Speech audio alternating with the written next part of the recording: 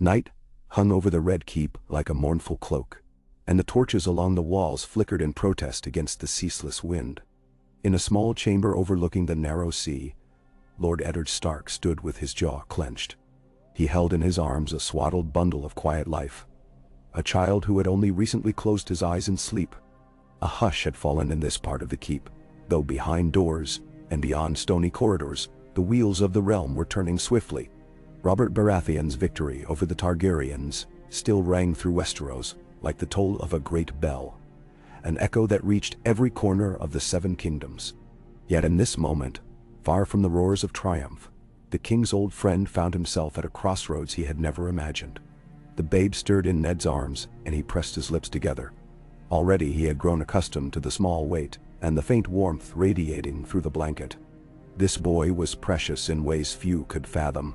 He was Lyanna's son, the final, most tender proof of her life. For Ned Stark, his sister's face was never far from his thoughts, especially now that he stared at the child who carried her blood. But tonight, the lines of duty, honor, and love blurred into a single, twisting path he was compelled to tread. Outside, the wind rattled the shutters. Ned's reflection in the window made him pause. A weary man, hair still caked with grime from the recent march, eyes heavy with sorrow and sleeplessness. He glanced down at the boy again, feeling a pang in his chest. Tonight would decide the future, for better or worse, and nothing, not even the stark truth, would undo the hopes and fears binding him. Heavy footsteps echoed from the corridor. Robert was coming, accompanied by his Kingsguard and the persistent presence of courtiers. The swirl of rumor had already begun, for some in the Red Keep suspected that Ned had found a child after the sack of King's Landing. Most believed it was some Targaryen whelp or an unfortunate orphan. None knew the truth. None but Ned, who had parted from his sister in her final moments and borne the weight of her last wish. But if Robert learned that this child was Rhaegar Targaryen's by blood, he would do what he had done to every Targaryen infant in his path. Ensure there was no threat to his new crown. Yet, something had changed in Robert. The war had ended with devastation, but also heartbreak. Lyanna's memory was a wound that had never healed. And when Ned had quietly told him that there was a child, Lyanna's child, alive and vulnerable, Robert had said nothing for the longest time. He had turned, stared out a window in the Tower of the Hand, and sworn to the gods that Lyanna's child would be under his protection. Protection, indeed. It sounded almost like a distant dream, but Ned would cling to any scrap of kindness for Lyanna's sake. He only worried what form that protection would take. The door swung open, letting in a gust that seemed to swirl with torches in the hall. Robert Baratheon entered, bearing the weight of kingship less gracefully than might be expected. He was tall, broad-shouldered, and though his face was still youthful in many ways, the lines of care had already begun to deepen around his eyes. King Robert wore a simple cloak tonight, the Baratheon colors subdued. Behind him, Barristan Selmy stepped in with an apologetic bow of his head, and two other guardsmen waited outside. Robert motioned them away, closing the door with a firm push, leaving only himself and Ned in the small chamber. "Is this him?" he asked, voice quiet and surprisingly gentle. The warhammer that had brought him to power was nowhere in sight, replaced by uneasy compassion. His gaze fell upon the infant in Ned's arms. Ned exhaled, momentarily unable to speak. When finally he did, his voice was rough. "Hey, Robert, this is Lyanna's boy."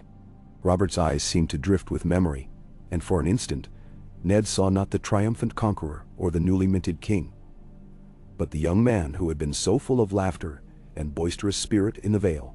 Robert reached out a hand, then paused. The babe slumbered, unaware of the storm inside these walls. Slowly, Robert let his large fingers rest on the child's blanket, the gentleness so starkly in contrast to his raw strength. "How?" he said at length, voice thick. Why didn't you tell me sooner?" "There was no chance," Ned murmured. "We were still in the thick of war, and I feared for him. Lyanna entrusted him to me with her last breath, and I could not risk." Robert nodded, though his face tightened. You feared I would see him as Targaryen spawn, that I'd kill him out of hatred for Rhaegar. Ned's silence spoke volumes. Robert's shoulders slumped. I loved your sister, Ned, more than my own life. She was stolen from me by that silver-haired bastard. I wanted blood for it, but that's behind us now. If she bore a child. He trailed off, as though uncertain of himself. Then he shook his head, firm resolve setting in. She bore a child, and that child is the last piece of her in this world. Ned, I cannot let him remain hidden, not as a nameless bastard. Ned stiffened, uncertain. He has Targaryen blood, Robert. The realm will not. The king's mouth curved in anger. The realm will do as I command. I am king, and if the child is mine, well, the realm has no cause to doubt. Mamaru. The words made Ned's heart pound. He stared in shock. Yours? Robert, what madness is this? Not madness, Robert said, though he avoided Ned's gaze. The boy. He could be said to be mine and Lyanna's, born of our secret union, or something of that sort. No one will dare press the matter, not if I claim him as my own blood. Ned took a slow breath, hearing the swirl of storm outside the window. And you're prepared to do this? A child rumored to be Targaryen blood. Are you truly ready to say to the realm that he is your son? Nakarin. Robert looked back at the baby, and that same gentleness returned, shaped by regret and longing. He is her son. That's enough. He reached out, taking the child from Ned carefully. The boy stirred, but did not cry. Robert let his fingers brush the small brow. If I must lie to the realm to protect him, so be it. If I claim him, he will be safe. Safer than any Targaryen babe in the world. And he will be a Baratheon.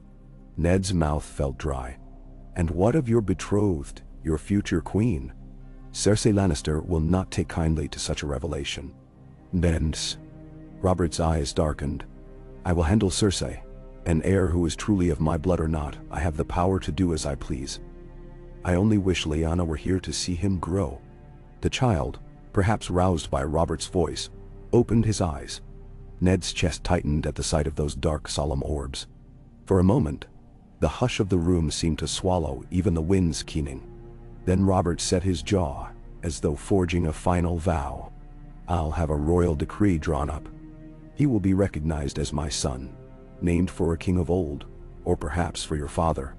But Ned, you must never speak of his true parentage to anyone. Not even your wife, not even your children. Then it burned to his eyes. Ned felt a heaviness settle over his spirit, but he bowed his head. As you say, for the boy's sake. Robert gave a firm nod. For the boy's sake. Then he gave a faint, strained smile. I would ask if you've named him Ned. But I suppose that must fall to me now. My firstborn son. I never thought it would be like this. He glanced up, eyes flickering with memory. Lyanna once told me she liked the name Jon, though it was perhaps too simple for a highborn child. But I recall she said it was strong in its own way. Ned swallowed, remembering a quiet moment with his sister in the Godswood at Winterfell. When they were but children, she had mentioned that name once.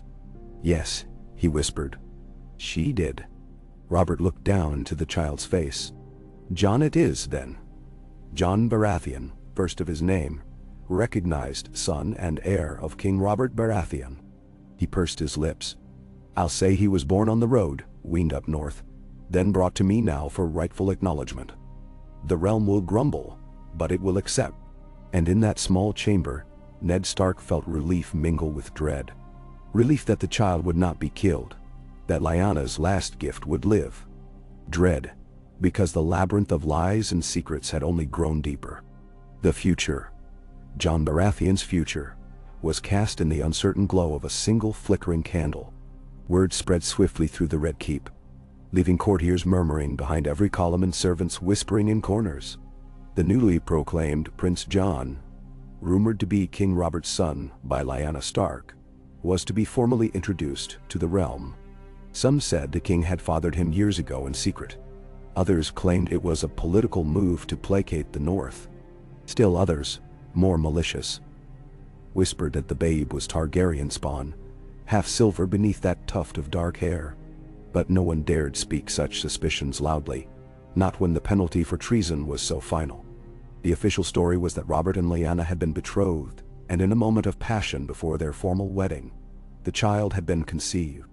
Then, for reasons of safety during the war, the pregnancy had been hidden away, and the child raised in secrecy until the throne was secure. Cersei Lannister responded with a stone-cold mask and a smile that never reached her emerald eyes. She stood by Robert's side in the throne room when the time came to present the infant prince. Her fingers were curled into fists beneath the flowing sleeves of her gown, but she never let that anger or jealousy rise to the surface for the court to witness. Before the entire gathering, Robert introduced Prince Jon Baratheon, and Cersei went so far as to place a cool kiss on the babe's brow.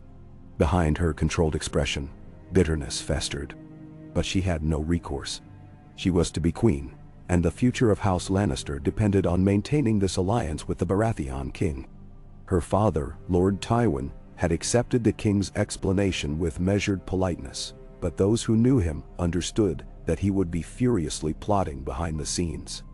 A recognized heir by another woman threatened Cersei's position, threatened Lannister ambitions, and overshadowed any child Cersei might someday bear. But King Robert was not a man easily swayed once his mind was set, and the realm's new order demanded compliance. Ned Stark watched the ceremony from a distant vantage, heart tight in his chest. The illusions were being woven before his eyes. A hush followed the moment Robert laid a hand upon his son's head, bestowing royal blessings. The boy, only a few moons old, stared wide-eyed at the bright lights and massive pillars. For an instant, Ned feared he glimpsed something of Rhaegar Targaryen in the child's fleeting expression. Yet the infant's hair was dark, and the realm would see only what it was told. That he was a Baratheon with the Stark coloring. Some might question it, but none would dare dethrone a child so openly acknowledged. Not while Robert reigned. In the weeks that followed, life in the Red Keep settled into a new routine. The final embers of rebellion were being stamped out, and King Robert would soon make an official progress across the Seven Kingdoms, demanding oaths of fealty. But for now, he remained in King's Landing to secure his court. Visitors arrived daily, lords great and small, petitioners, old allies, and new foes. Each was presented to the king, who sat on the Iron Throne with the infant Prince Jon at times brought forth in a gilded cradle nearby, as if to underscore the new stability of the realm. Some found it alarming that such a small child should sit so close to the seat of power that had once claimed the Targaryens. Others found it an endearing display of fatherly devotion. But beneath the surface, tensions simmered.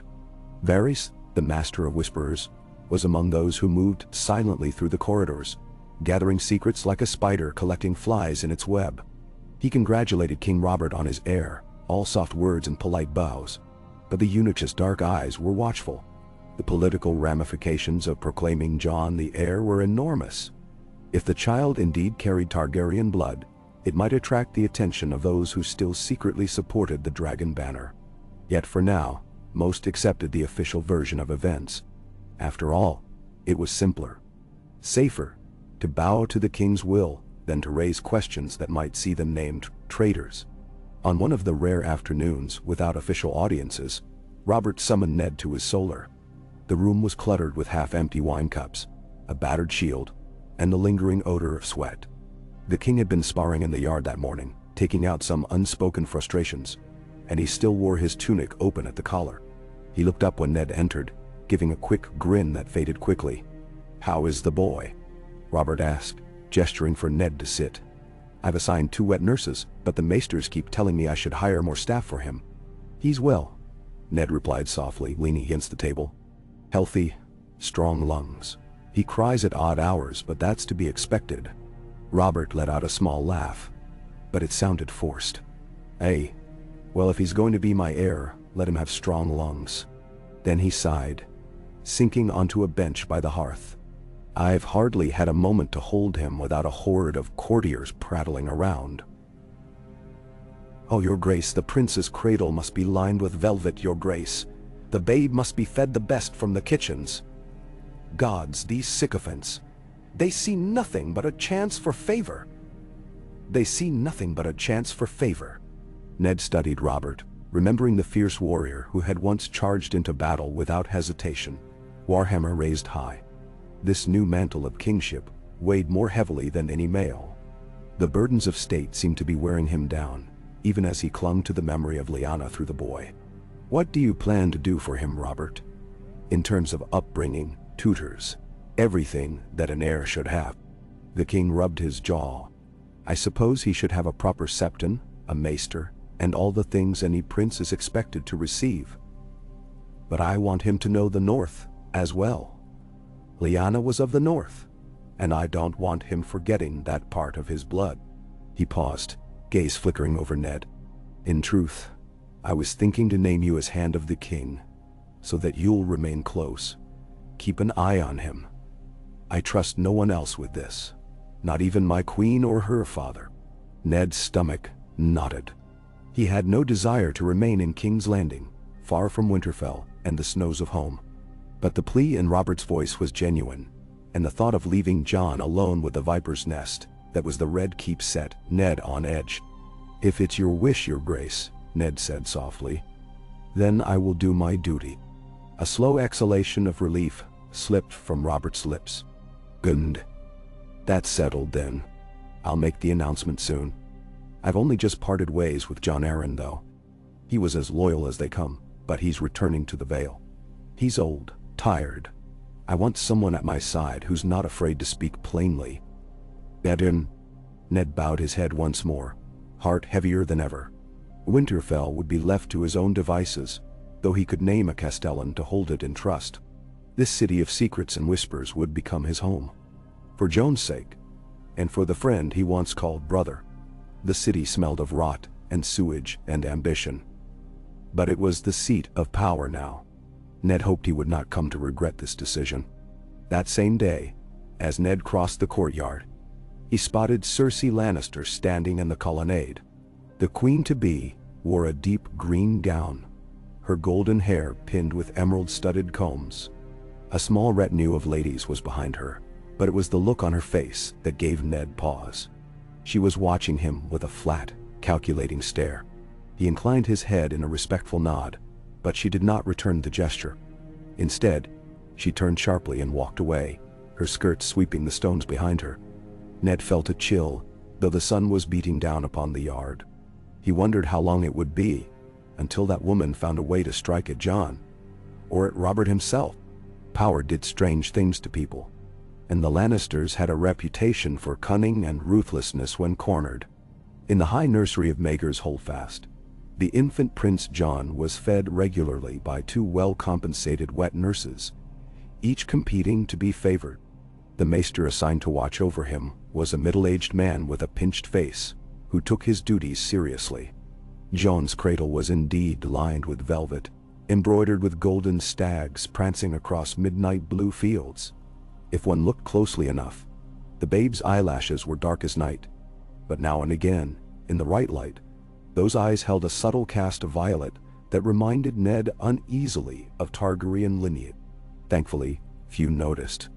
Baby's eye colors changed often, and the swirl of rumors had already half convinced the court that he would have the same stormy blue eyes as Robert.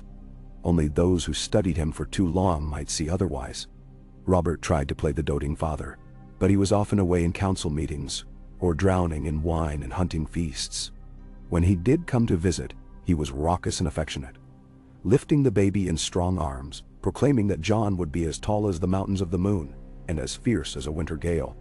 The moment the prince started fussing, though, Robert would grow flustered, hand him off to a nurse, and depart, muttering about how no one had prepared him for fatherhood. Ned would watch from the sidelines, a pang in his heart, as he witnessed a father who wanted the child only as a living memory of Lyanna, not truly understanding the burdens or joys of raising a son. Still, it was a better fate than being cast aside or worse. From time to time, Ned saw Jaime Lannister passing by with that casual swagger, or heard the faint ring of steel when the Kingsguard trained in the yard. The presence of the Kingslayer among Jon's supposed protectors weighed on Ned's mind. Jaime had once sworn to protect the Mad King, only to end him and take the throne for a moment of infamous boast. What would he do if a threat rose against the child? Would he stand for or against him? Ned could not be sure. Everything in King's Landing felt uncertain, ephemeral. Honor was a shifting currency in these halls. Days bled into weeks. Ned found that each evening, after the final duties of council and the stifling presence of courtiers, he would walk the ramparts, searching the sky for stars. Sometimes he thought of Winterfell, where the wind carried the scent of pine and fresh snow, where he could walk the walls in peace. Here, the air smelled of salt and sewage, with only a faint breath of sea breeze. Often, his mind returned to Lyanna, wondering if she would have wanted this, or if her heart would have broken to see how everything had turned. He had sworn to guard her son from harm. Robert had sworn to claim him. Perhaps together, they could keep him safe from the shadows that lurked beyond the city's gilded facade. Yet Ned knew the illusions they were weaving. Jon was not Robert's child. He was Rhaegar Targaryen's son. That was a truth that would burn the realm if it ever came to light. At times, Ned almost told Robert the full truth, that Jon was not just Lyanna's but also the product of her marriage. Secret though it was, to Rhaegar. But each time the words began to form on his tongue, he remembered the fury Robert felt for all Targaryens, the hatred that had led to Elia Martell's tragedy, to the deaths of Rhaegar's other children at the hands of Tywin's men. If Robert realized the child he was claiming was the very spawn of his hated rival, how would he react? Perhaps he would still love him for Lyanna's sake, or perhaps his wrath would break them all. Ned could not take that chance. So the years of friendship and the vow of truth between them now bent beneath the burden of silence. Winter began to creep closer. In King's Landing, the change of season was marked more by rumor than chill, but ravens from the north reported early snows. King Robert's coronation had been a grand affair, followed by a series of smaller celebrations and feasts to bind the loyalty of the great houses. Each gathering brought more eyes upon the infant prince, who was displayed alongside the queen-to-be. Ned watched with quiet wariness, noticing how Cersei rarely touched the child unless others were watching, how her compliments to Robert's sweet son were always tinged with forced warmth. Tywin Lannister, ever the strategist, would attend feasts in bright Lannister red and gold, speaking politely of the Baratheon heir, but offering no great sign of devotion. If Robert ever noticed the lack of genuine acceptance from his in-laws, he gave little sign. He seemed content enough to feast, drink, and be hailed as a hero king. An uneasy pattern settled into place. The kingdom was at peace. The Targaryen threat supposedly ended, and Robert stood firmly on the Iron Throne with an heir recognized by all. Yet whispers drifted of Viserys and Daenerys Targaryen, rumored to be in exile across the narrow sea. Ned, sitting in his new office's hand, pored over reports of the gold cloaks and the watchful eyes stationed at the ports. There was no immediate sign of the exiled Targaryens returning, but Ned sensed they might one day come seeking allies. He wondered what would happen if they learned of a child in King's Landing who bore Rhaegar's blood. For now, it seemed a distant threat. Jon grew under the watchful gaze of the maester and wet nurses. He began to babble and crawl before he was a year old, trailing little stuffed stags behind him across the polished floors. The court found it adorable. Robert would sometimes hoist him onto his lap, ignoring the slight wariness that flickered across Cersei's face. Ned noticed the child had a way of calming Robert's temper, if only briefly. Indeed, when the king saw his son grin or heard him giggle at the gilded ornaments, his booming laughter would echo across the hall, and for a moment, all the tensions seemed to dissolve. Such moments were fleeting, though. The realm demanded attention, and Robert, never fond of counting coins and hearing grievances, left much of the governance to his newly appointed hand. Late nights after the small council adjourned, Ned would sometimes visit the nursery. He would stand by the cradle, looking at the boy as he slept. A single candle threw shadows across the stone walls. Jon's breathing was soft, rhythmic, and Ned could see a faint reflection of Lyanna in those tiny features, enough to twist his heart with longing for what could never be. At times he thought he glimpsed the ghost of Rhaegar as well. "Promise me," Lyanna had said with blood on her lips. And Ned had promised. There was no turning back now. When Jon was old enough to toddle on his own 2 feet, the king decided to stage a grand tournament in the boy's name. Knights came from across the realm, eager to compete for the prize and to earn the favor of the royal family. Banners brightened the roads around King's Landing. By then, Robert had fully embraced his role as Father King, believing wholeheartedly that the boy he claimed was born of his love for Lyanna. The illusions had woven themselves so tightly that even Robert seemed to believe it. And perhaps, Ned reflected, that was for the best. If Robert believed in it enough, he would protect Jon with his life. Cersei presided over the stands with her golden hair braided and set with rubies. She wore a small cold smile that never wavered throughout the jousts, awarding her favor to knights of good standing.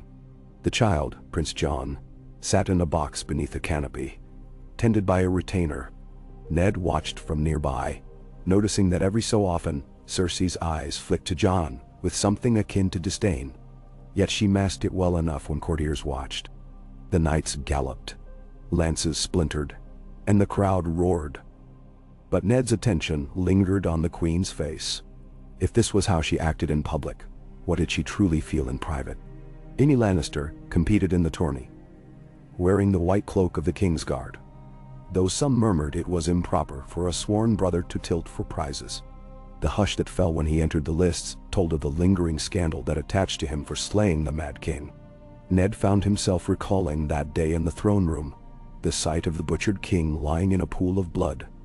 Jaime had sat on the Iron Throne for a moment, an image that still haunted Ned.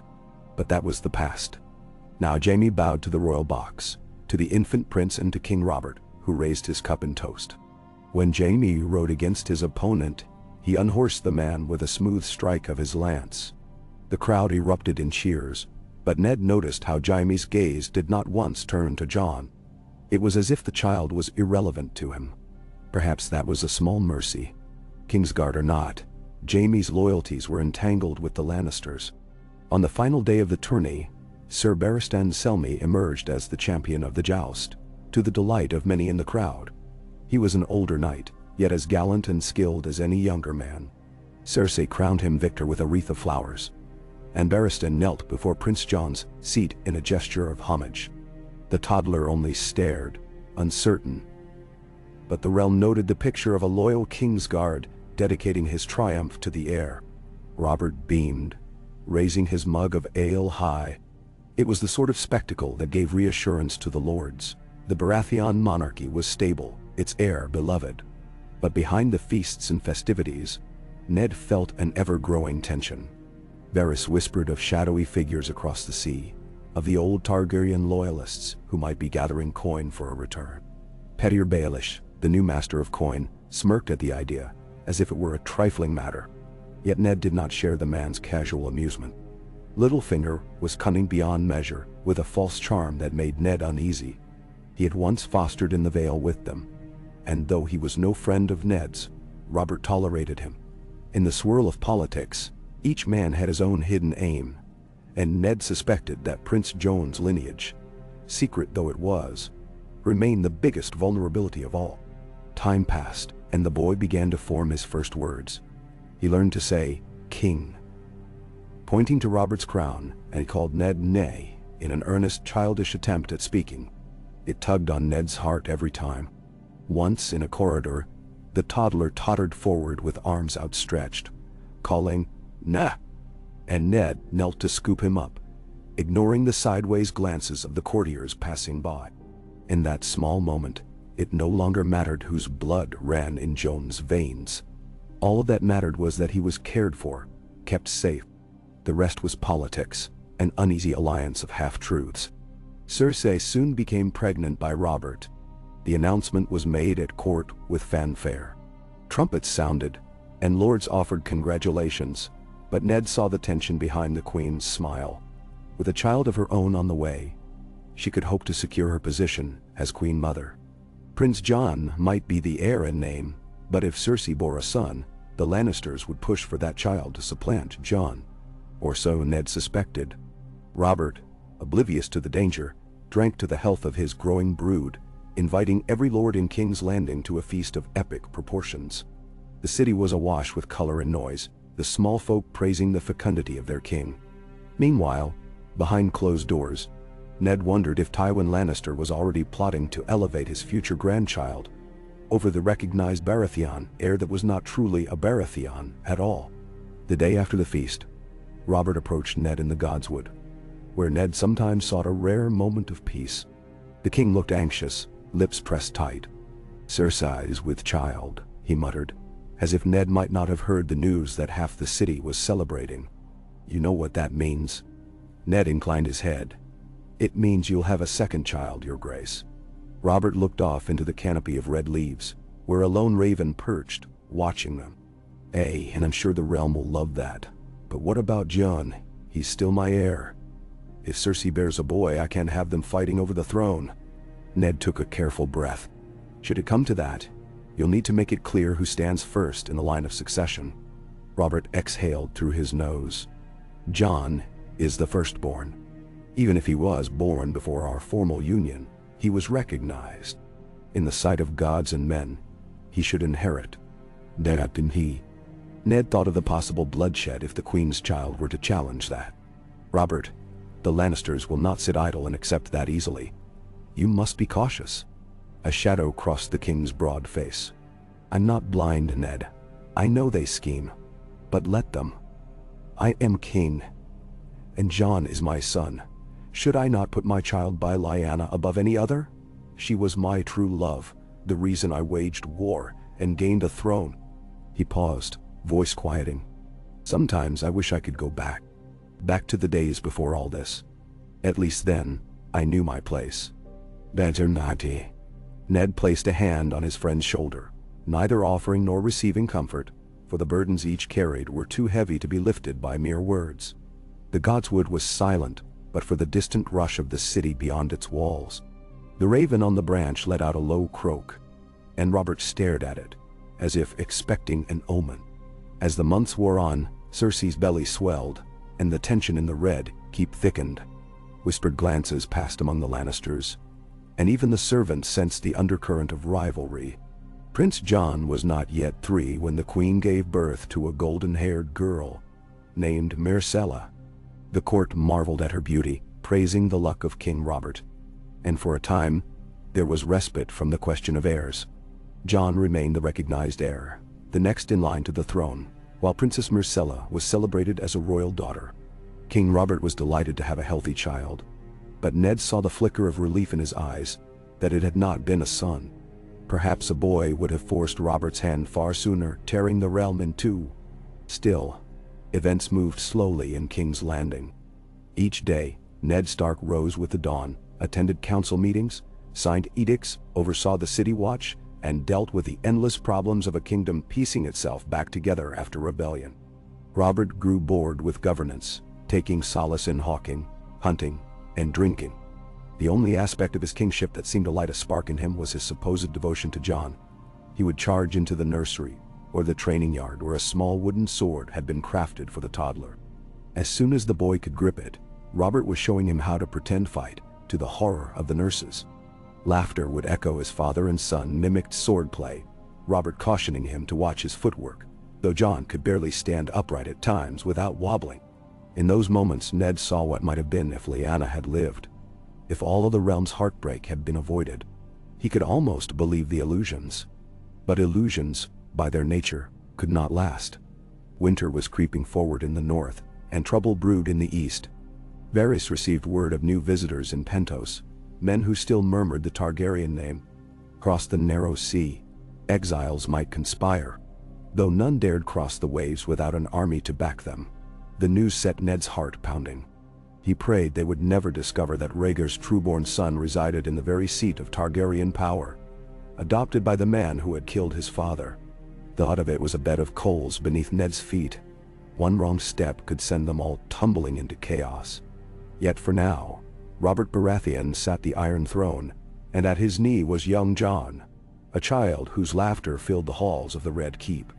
The realm believed him to be the rightful heir, Robert's firstborn son by Lyanna Stark. Only a handful of people knew the deeper truth, a truth Ned carried like a dagger in his breast. While Robert toasted his Baratheon boy, the hush of the crypts in Winterfell still cradled Lyanna's memory, and somewhere beyond the edges of the map, the last scions of House Targaryen wandered, unknowing of the life that had been spared from Robert's wrath. With each passing day the tension grew, an invisible cord stretched tight, trembling with every new rumor, every new alliance. And in the shadows, watchers waited for the perfect moment to strike. Yet none could deny that for a few brief years in King's Landing, there was a peace, fragile and uneasy, but peace all the same.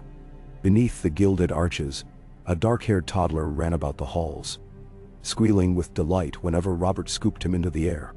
The king's booming voice would fill the corridors, proclaiming that his son would one day be the greatest king Westeros had ever known. And for a time, perhaps it was enough to let that dream stand, luminous as the flame of a single candle against the deepening night. The illusions of love, of fatherhood, of belonging, they wrapped the Red Keep like vines on old stone, hiding all the cracks. But secrets often festered beneath illusions. And in Westeros, secrets had a way of surging to the surface like a riptide, ready to tear everything apart when the time was right. And so, they lived their days, balanced on the edge of revelation, as the child Prince Jon grew older, forging the future of House Baratheon. Or so all believed. The realm looked to him with curiosity, and sometimes suspicion, the older lords remarking that his hair was black as coal, a sign of Baratheon blood, or praising how he might have hints of his mother's northern features. Yet behind locked doors, Ned Stark's dream was haunted by another face. The silver-haired prince who had once abducted Lyanna, and the possible fate that awaited them all if the truth ever came out. He had promised to protect the boy. He had led Robert to claim him, forging a new story out of heartbreak and war. But time would reveal if even the king in the Iron Throne could shield the little prince from the ghosts of his past, and from the realm's insatiable thirst for truth and vengeance. For now, though, the child slept peacefully in a velvet cradle, lulled by the hush of a city that believed him the rightful son of Robert Baratheon, never knowing that a single secret in the darkness could topple it all. Candlelight pooled along the walls of the Red Keep's lower corridors, casting an amber glow upon dark stone. The hour was late, and few lingered in these winding halls. Lord Eddard Stark made his way toward the royal nursery with measured steps, his heart tight in his chest as he listened to the distant hush of servants settling in for the night. Another day had passed without incident, or so he prayed. But the sense of tension coiled in his spine like a snake awaiting its moment to strike. He slipped into the nursery quietly, nodding to the lone guard outside the door. Within, a single candle illuminated a cradle where Prince Jon slept, and Ned found himself standing watch the way he had since the first night he arrived in King's Landing. The child was nearly 4 years of age now, all dark curls and bright eyes. At the moment, those eyes were closed, his breathing soft. Ned bent forward, exhaling slowly. He remembered how small Jon had once been, only a few moons old, tucked into the crook of his arm as he carried him away from the Tower of Joy. These days, the boy was taller, stockier, toddling about the Red Keep's halls, and chasing after anything that moved too slowly. He had an infectious laugh, one that often melted away Robert's grumbles about council business, or the burdens of the throne. Sometimes Ned felt a reluctant gratitude that the child brought a flicker of warmth to the grim business of ruling a realm still nursing old wounds. But that gratitude was always tempered by the knowledge that no amount of laughter could erase the secrets that lay buried. The night's hush was broken by a small whimper from the boy. Jon shifted in his sleep, face contorting in a brief grimace. Ned moved closer, placing a gentle palm on his forehead. He seemed well enough, perhaps just a dream. The child settled again, lips parted in a soft sigh. Ned realized with a pang of tenderness that it was rare for him to watch his own children slumber. By the time he left Winterfell, Robb was still small, Sansa just learning to talk, Arya in her cradle, and Bran not yet born. That seemed a lifetime ago. Here, in King's Landing, he was acting father to a child who bore a dangerous bloodline. He wished the gods had granted them all a different fate. After ensuring that Jon remained asleep, Ned slipped out again. The corridor stretched ahead, flickering shadows playing along the walls.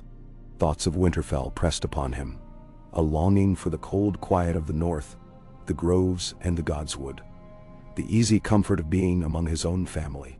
Yet honor and duty bound him to remain. He was Robert's hand, and if he left, who would see to it that Jon was safe from the intrigue swirling through court? At the end of the corridor, he found Barristan Selmy standing watch. The old knight's white cloak shimmered in the torchlight, and his weathered face showed a polite but grave concern as Ned approached. "Lord Stark," Barristan said softly, inclining his head. "Is the prince well?" "As well as can be," Ned replied. "He stirs, but he's only dreaming."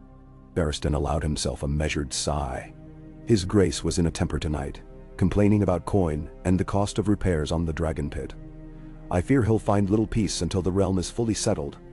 Perhaps the boy's presence will calm him on the morrow." Ned managed a faint smile, though he suspected the child's presence would only distract Robert for a fleeting moment. So much weighed on the king's shoulders, and Robert had always been quick to frustration. "You should rest yourself, Sir Barristan. I'll see you on the morrow." The knight nodded. "Good night, my lord." Ned made his way back to his own chamber, passing under tall arches that soared above him like silent guardians. The Red Keep never truly slept. Guards patrolled. Braziers crackled. The occasional hush of voices drifted from some distant chamber, but the nights felt colder here than in the north. Perhaps because the city exhaled only suspicion and stale ambition. As he reached his room, Ned's mind circled around the same old question. How long could they maintain this illusion of Jon as Robert's son? Once inside, he removed his cloak and boots. A single candle lit the table, which was crowded with the day's petitions and royal decrees. Being the hand of the king meant grappling with everything from port taxes to petty disputes among minor lords. He scanned a few lines, but his weary eyes drifted. At last, he set the parchments aside and let the candle burn down, sinking onto the bed. In that half-doze, he saw Lyanna's face, as vivid as a reflection on still water. The sorrow in her eyes was as real as ever. "I promised you," he murmured into the dark. "I'll keep him safe." Then sleep claimed him, offering no easy comfort, only a brief reprieve from the demands that waited with the dawn. In the morning, the city woke with clamor. Tradesmen's carts rattled over cobblestones. Fishmongers called out at the harbor, and the caged ravens in the rookery cawed for their feed. Ned gathered himself for the small council meeting, each step feeling heavier than the last. Grand Maester Pycelle was already seated when he arrived, droning about some herbal remedy for the queen's postpartum pains. Cersei had given birth once more after Myrcella, another child. A black-haired boy who had lived only a few days.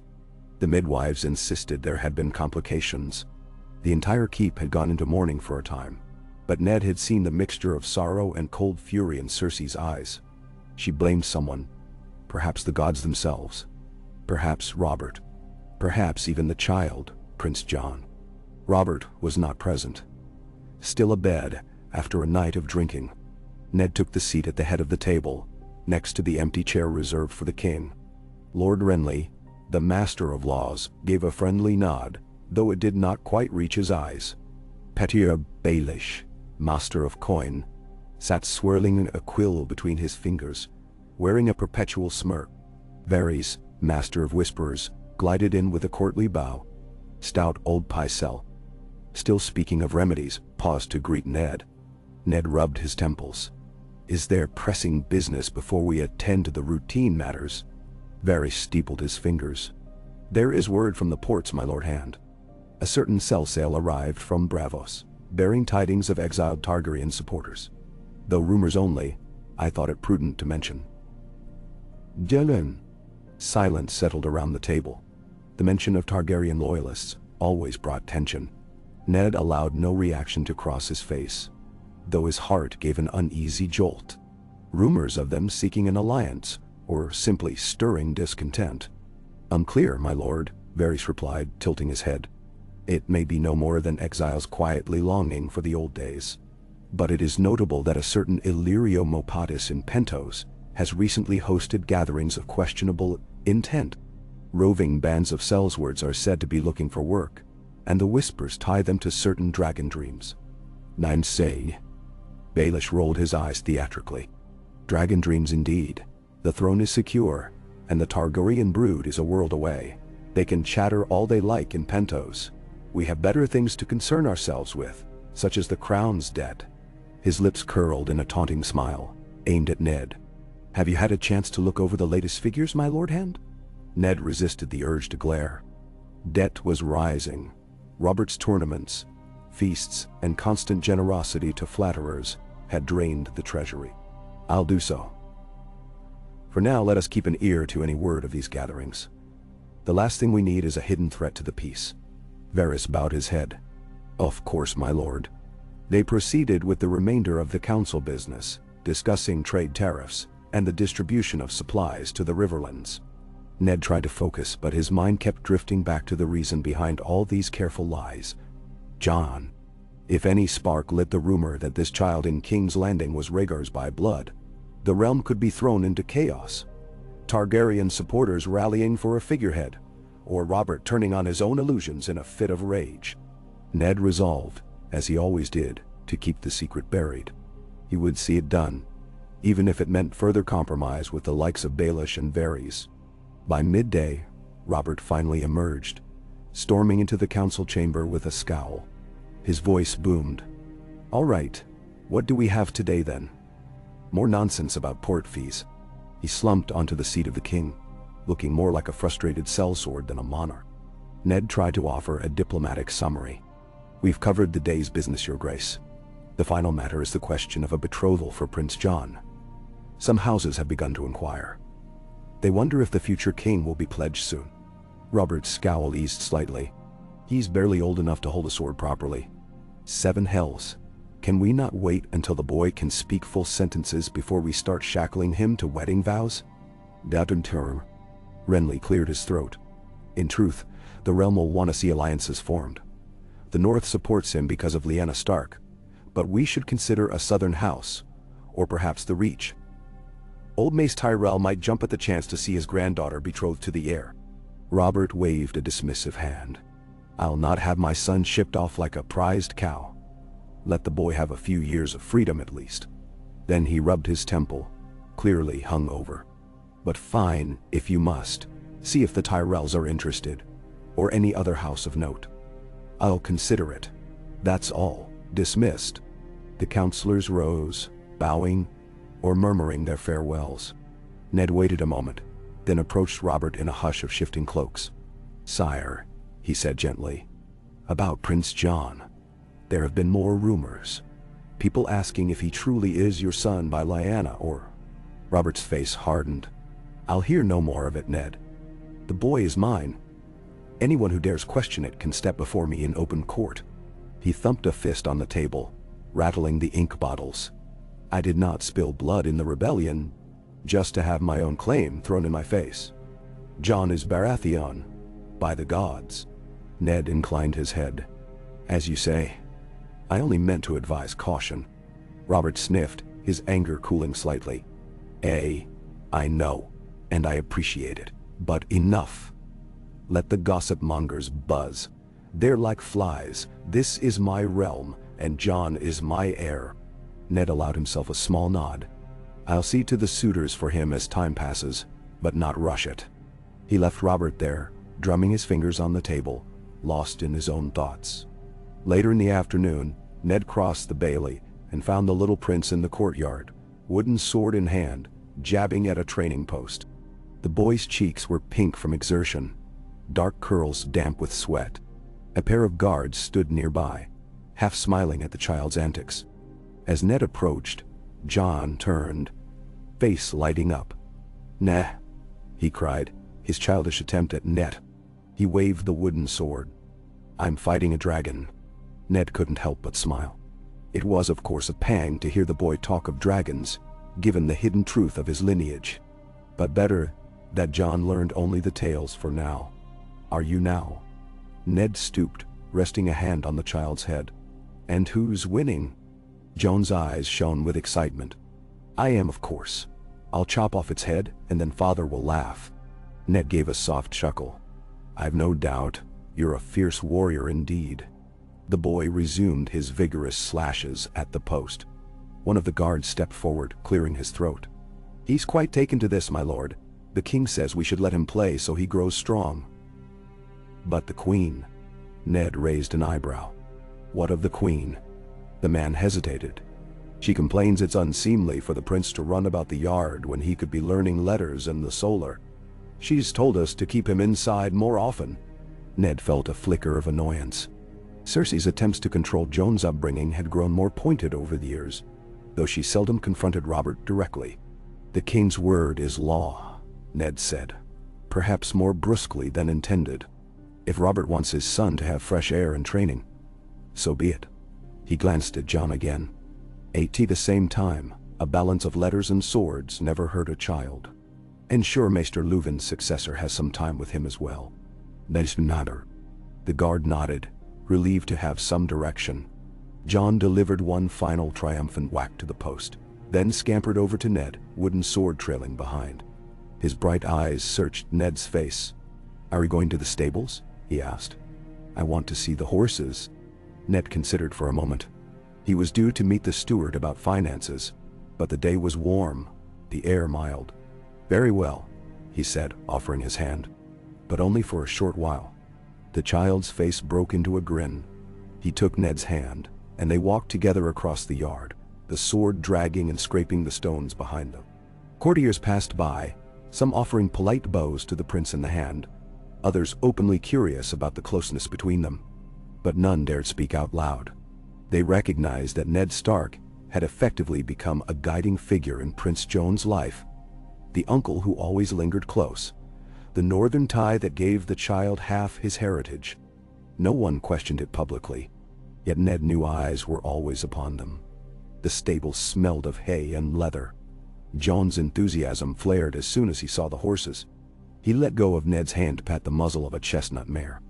"She's soft," he said in wonder, giggling when the horse snorted warm breath over his fingers. Ned found himself remembering the horses of Winterfell, the first time he had lifted Robb onto a saddle, the unsteady thrill of fatherhood, bittersweet. He swallowed the memories and watched as Jon tried to stretch to see over the stable door. Ned lifted him, ignoring the startled look of the stablemaster, who hurriedly bowed. "Your Grace," the stablemaster mumbled, then corrected himself. "My prince." Jon didn't seem to notice the title. He was too enchanted by the horse, and Ned felt a pang of longing for a simpler life, free of crowns and whispers. If only the boy could grow up as a northern child, running across the fields at Winterfell, far from the poison of politics. But that path was impossible now.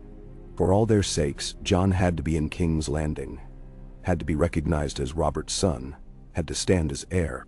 Perhaps, Ned consoled himself, he could at least teach the boy some northern values: honor, kindness, a sense of duty beyond mere power. They spent a few minutes there, letting Jon feed a handful of oats to the docile mare. Finally, Ned settled the child on his hip and turned to go. A chill crept in from the courtyard as the day's warmth began to fade. He knew he should return to his duties soon. "Come," he said gently. "We'll see if your father is at the training yard or the council chamber. Perhaps he'll want to watch you practice with that sword of yours." Jon's eyes sparkled. "I'll show him I can beat a dragon." Ned forced a smile, guiding the boy back into the open air. Over the red walls of the keep, the sky held a tinge of gold. The day was nearing its end. Another day survived in a city of secrets and illusions. They walked slowly, Jon pointing at passing knights, giggling when the men bowed or offered a wave. He was so trusting, so earnest, wearing a permanent beam of curiosity on his face. They were nearing the royal apartments when a voice sliced through the corridor. "Prince Jon." It was Cersei. She stood in a pool of lamplight, hair swept into an elaborate twist, wearing a gown of emerald green that made her eyes glint like polished stones. Two of her ladies hovered behind her, heads inclined. "Where have you been?" Jon stiffened, glancing uncertainly at Ned, then back to the queen. He rarely addressed her directly, having learned over time that she was seldom warm. "I went to the stables." Her lips pressed into a thin smile. "Did you now? And did you enjoy yourself?" The tone was not unkind, but there was a coldness beneath the polite veneer. She shifted her attention to Ned. "Lord Hand, I trust you found time to instruct the prince in some of his letters?" "I'll see to it," Ned said simply. "He's still young." Cersei let out a short laugh. "My father had me reading treatises on warfare by his age. Then again, you Northerners have different standards, do you not?" Jon looked between them, sensing the tension. He moved closer to Ned, small hand clinging to the hand's cloak. Cersei's gaze flicked to that gesture, something sharp flashing in her eyes. Then she turned to Jon, voice smoothing over. "Come here, child. Your father wants you to attend him in the hall shortly." "Det or one." The boy hesitated, reluctant to move away from Ned, but Ned gently lowered him to the floor, giving him a nod. "Go on," he murmured, not wanting to provoke the queen's temper. "I'll join you soon." Jon took a few steps toward her. Cersei placed her hand on his shoulder, smiling with all the brightness of a moonless sky. She looked back at Ned. "You need not fret, Lord Stark. I shall ensure he grows into a fine prince. No more of this nonsense about stable muck and wooden swords. He is the heir. I will see to it he learns to rule with dignity." "Die now." Ned's jaw tightened, but he held his tongue. Perhaps it was the old conflict between the North and the South, or the deeper conflict that lay beneath, but he bristled at the Queen taking a hand in Jon's upbringing. She would try to mold him into a Lannister puppet if she could. Yet, there was little Ned could do without creating an open rift that Robert would be forced to mend. Better to tread carefully, keep the boy safe from direct animosity. As Cersei led Jon away, Ned caught a final glimpse of the child's uncertain glance over his shoulder, as though searching for reassurance. Then, they vanished around a corner, their footsteps echoing. Ned exhaled slowly, shoulders tense. He had no illusions about the Queen's generosity. She carried a grudge as a snake carries venom. The death of her black-haired infant, the overshadowing presence of a child not hers. These were seeds that would bear bitter fruit, and Ned suspected that fruit would one day poison all of them, if not carefully managed. He made his way to the presence hall, where courtiers were gathering for the early evening meal. Long tables stretched across the floor, servants lighting tapers, the hum of conversation building. Robert had not yet arrived, but the dais was set with silverware and polished plates for the royal family and the most highborn guests. Ned took his seat near the front, ignoring the glances of lesser lords, who watched him with a mixture of curiosity and deference. He was the hand, after all, second in power only to the king. Moments later, Robert strode in, wearing a fine doublet emblazoned with the crowned stag. His cheeks were flushed, eyes bright, perhaps from drink, though he was not staggering. Cersei followed, guiding Jon by the hand, with Myrcella trailing behind them. The crowd rose in respect. Robert clapped a large hand on Jon's back, boisterous grin in place. "Here he is, my boy," he declared to the hall, in that booming voice that demanded attention. "Almost as tall as me already." A ripple of polite laughter swept the lords and ladies. Cersei leaned close to Robert's ear, murmuring something. He nodded distractedly, then waved a hand for everyone to sit. Servants began bringing in trays of roasted meats, boiled vegetables, and fragrant breads. Ned found himself seated across from the royal children. Myrcella, golden-haired and delicate, offered a shy smile to Jon, who returned it hesitantly. The two rarely played together. Cersei made sure of that. Ned felt a pang, thinking how different it might be if they were raised as siblings without politics overshadowing every interaction. Robert tore into a hunk of meat and slapped Jon on the shoulder again, nearly toppling the boy into his seat. "There, lad. Eat up, you'll need your strength." "I hear you took to the yard this morning, eh?" Jon nodded, glancing down at his plate. "Yes, father." "Good. Remember, never let some fancy-coded nonsense keep you from a good fight," Robert proclaimed loudly, clearly referencing Cersei's desire for more formal lessons. A king must know how to swing a sword, not just read a scroll. Cersei's lips thinned, but she said nothing. The table conversation turned to hunts, upcoming festivities, and the continuing renovations of parts of the keep. Here and there, lords offered toasts to the king's health, and to Prince Jon who grew stronger every day. Ned saw the boy duck his head modestly whenever attention turned to him. A swirl of conflicting emotions churned in Ned's chest. He was proud to see the child thriving, yet anxious about the future. Each toast to Jon's name felt like a toss of the dice, another chance that someone, somewhere, would dig too deeply into the boy's parentage. Halfway through the meal, Tywin Lannister entered the hall, moving with that measured stride that commanded respect. He had been away from the city for some moons, and his arrival caused a stir. Robert beckoned him forward with a hearty greeting, and the Lannister lord bowed just enough to be polite. He took a seat further down the table, though not without a significant glance toward Jon. Ned caught that flash of scrutiny in Tywin's pale green eyes. It was the look of a man weighing possibilities, measuring alliances. An uneasy hush passed through the courtiers who noticed. Tywin Lannister had never fully embraced Jon's position. Yet for the sake of his daughter's marriage, he had accepted it, or at least pretended to. When the meal ended, Robert rose, draining a final cup of wine. "My lords," he called. "Tomorrow, I ride for a hunt outside the city walls. The boar is said to be thick in the Kingswood, and I intend to skewer one myself."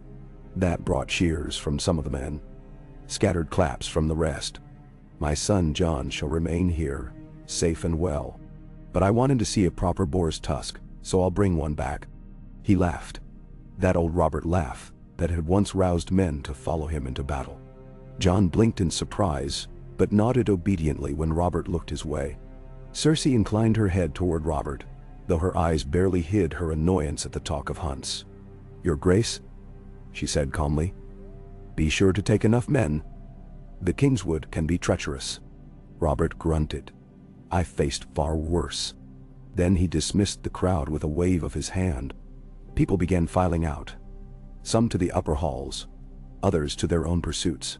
Ned lingered, intending to speak with Robert about the next day's affairs, but found the king already engaged with some lesser lord praising him for the generosity of the feast. Tywin Lannister made his way toward Cersei, and Ned caught a snippet of hushed conversation between them. "The boy grows quickly," Tywin said, eyes flicking to Jon. "We must ensure the realm knows." Cersei hushed him with a glare, then took his arm, guiding him away. Ned watched, uneasy. He could guess their topic well enough. Jon was a daily reminder that Robert had loved another woman first, a symbol of a potential break in Lannister ambitions. Tywin was not a man who accepted such obstacles gracefully. At length, Ned found Jon tugging at his sleeve. "Can we go now?" the boy asked in a small voice. "I'm tired." Ned nodded, excusing himself from the hall. He took Jon by the hand, leading him back through the corridors. The child looked subdued, as though the crush of lords and ladies had overwhelmed him. Ned remembered feeling much the same when he'd first come south to serve at Harrenhal's great tourney so many years ago. "You did well tonight," Ned told him, keeping his voice low so they wouldn't echo. "You bowed at the right moment, spoke politely. Very princely indeed." Jon blinked. "I don't want to be a prince all the time." Ned slowed his pace, glancing down. "What do you mean?" The child's lower lip trembled. "Everyone stares at me. They talk and point. Even father picks me up and laughs, like I'm a toy." He looked away, cheeks flushing. "Sometimes I want to just run." A pang of sympathy twisted in Ned's chest. "That's the burden of being a prince," he said gently, though the words tasted hollow. "You're Robert's heir. People will always watch you. But that doesn't mean you can't still enjoy yourself. You can run when you're in the courtyard, or ride a horse when you're old enough." He offered a small smile. "I'll teach you to ride myself if you'd like. We can go at dawn sometimes when the city is quiet." Jon looked up, eyes brightening. "Truly?" "Truly," Ned said, though inwardly he wondered how the queen would respond. He would manage. The child deserved at least a taste of freedom. "For now, let's get you to bed. It's late." They reached the royal nursery, which was as lavish as any bedchamber in the keep, with thick drapes and carved furniture. A nurse was already waiting, ready to help the prince change into his nightclothes. Jon parted from Ned's side reluctantly. "Will you be here tomorrow?" he asked in a small voice. Ned nodded. "I'll be near if you need me." He knew Robert would be off hunting, leaving the castle mostly in the hands of the council and Cersei. A swirl of worry stirred within him, but he smiled for the boy's sake. Rest now. Jon disappeared into the adjoining room with the nurse, and Ned lingered a moment. The corridor beyond was quiet, no sign of any lurking figure, but he couldn't shake the feeling of being watched. The castle itself sometimes seemed alive with eyes.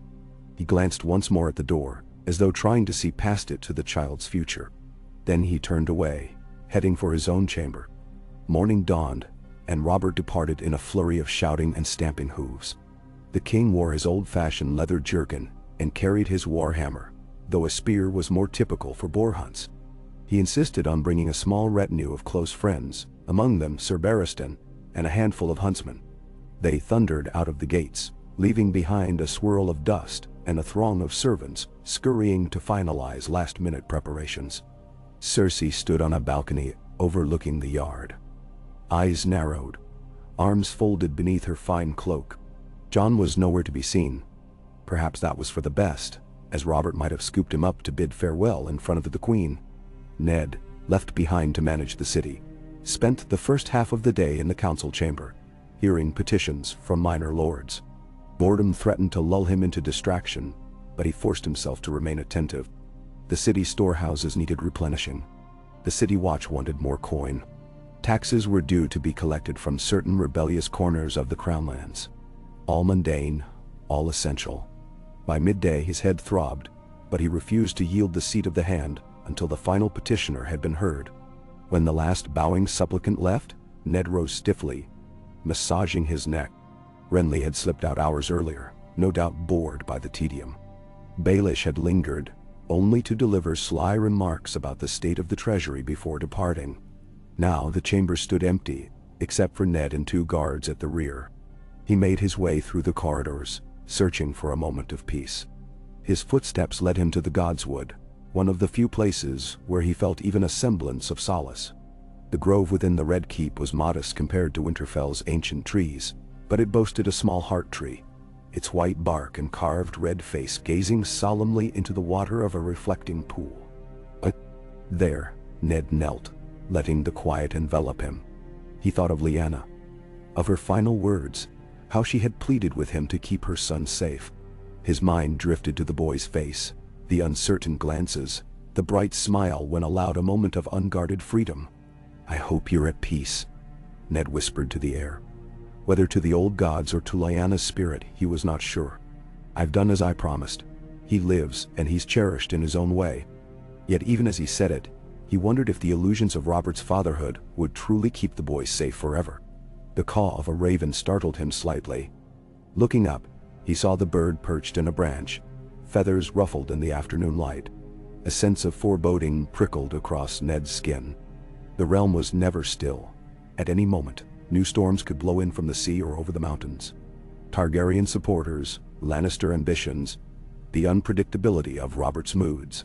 As Prince Jon grew older, questions would grow with him, especially if he displayed traits that were distinctly un-Baratheon.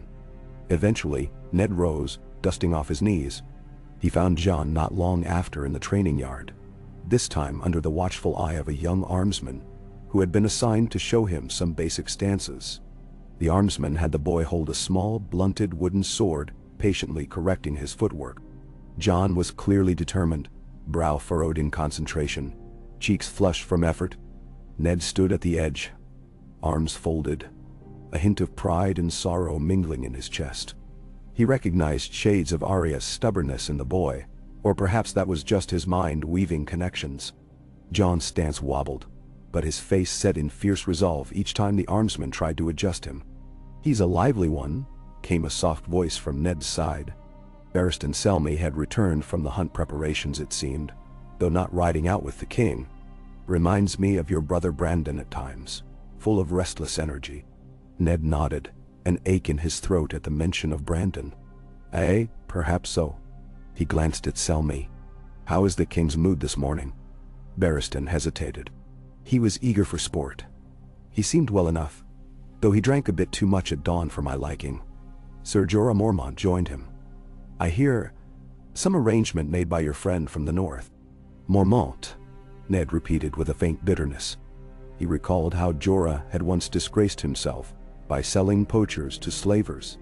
"I've no love for that man, but if the king tolerates his presence, that's Robert's choice."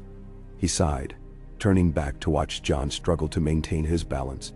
"I only pray the king returns in one piece. I'd hate to see the realm in chaos if something ill befell him." Barristan gave a grim nod. "Ace would I, my lord." Then, perhaps reading the concern in Ned's eyes, he ventured, "The prince grows stronger. I suspect he'll be a fine swordsman if he keeps at it." Ned forced a smile. "Yes, let's hope that's all he needs to be. A fine swordsman and not a tool for others to use." He fell silent as Jon tumbled forward, yelping when he nearly tripped over his own feet. The armsman caught him, steadying him, then offered a patient correction. Jon resumed, refusing to give up. The day passed in slow increments. Jon's lessons continued, interspersed with intervals of rest and instruction on basic letters. At one point, Ned peeked into a small solar where the boy sat with a scribe, learning how to shape his letters on a wax tablet. Jon's brow was knit in frustration. Cersei, watching from a nearby settee, seemed less than sympathetic, correcting him sharply whenever he hesitated. Her ladies-in-waiting smirked behind fans. Ned lingered only a moment, disliking the tension in the room. But he could do little to intercede beyond offering a gentle nod to Jon. The child's expression brightened, though it remained overshadowed by the Queen's presence. Ned withdrew, deciding not to provoke a scene. By evening, word came that the hunting party would remain overnight in a small lodge near the outskirts of the Kingswood, meaning Robert would not return until midday tomorrow. Ned felt strangely relieved. An extra night of calm in the Red Keep might pass without the king's raucous presence. He used the time to catch up on letters from Winterfell, reading about his children there.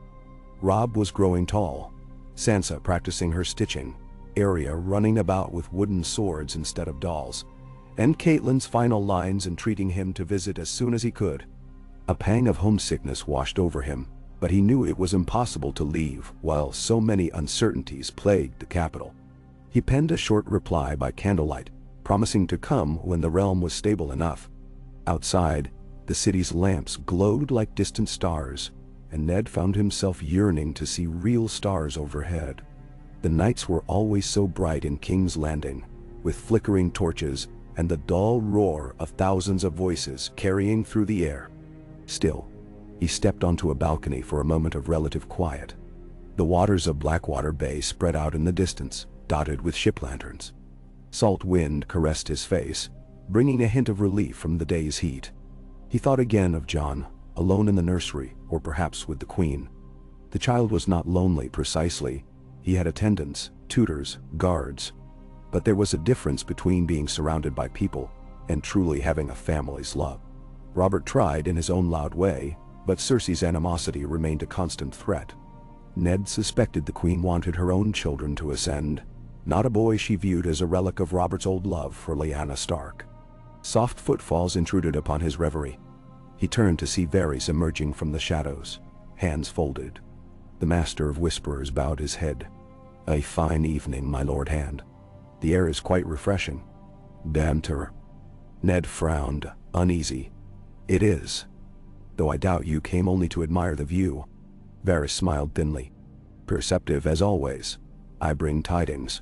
Rumor has it that Tywin Lannister has discreetly met with certain lords in the city, men who might be swayed to claim that Prince Jon's parentage is questionable." Ned's jaw tightened. They dare openly question the king's word. Varys shrugged with delicate grace. "Not openly. Not yet. They speak in hushed corners, likely at Tywin's indirect prompting. A seed planted, watered by doubt. They ask, if the child was truly Robert's, why was he hidden away for so long? Why no marriage ceremony with Lyanna to prove legitimacy?" The eunuch's voice dropped to a whisper. "And to be sure, my lord, some have noticed subtle signs that do not match the Baratheon line. A certain tilt of the eyes, the shape of the cheeks." Ned felt his stomach drop. He had feared something like this for years. "So it begins," he muttered. "Does Robert know?" "Not yet.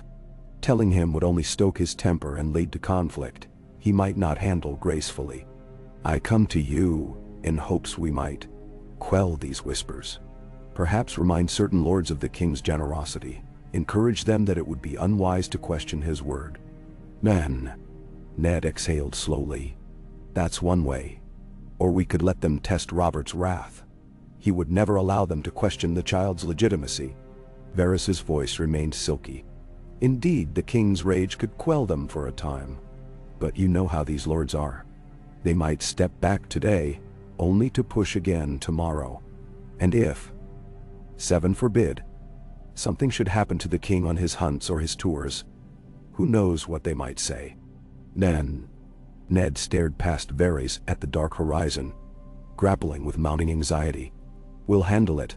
I will speak with Robert when he returns, carefully. He should be made aware so that we can address it openly in the next council session. Varys nodded.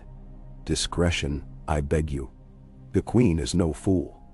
She might have a hand in these rumors, or at least stand ready to benefit from them if they gather force. Better to set them aflame now, before they spread. Them?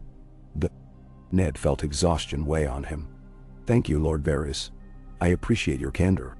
Varys bowed once more and glided away, leaving Ned alone on the balcony. The night air felt colder now. He could practically sense the future unraveling. A tapestry fraying at the edges. No matter how carefully they wove their deception, the realm's memory of the Targaryens was not so distant. And if men suspected that Jon was not truly Baratheon, they might guess the unthinkable truth. Ned closed his eyes, remembering Lyanna's final words, and forced himself to draw a steady breath. One crisis at a time.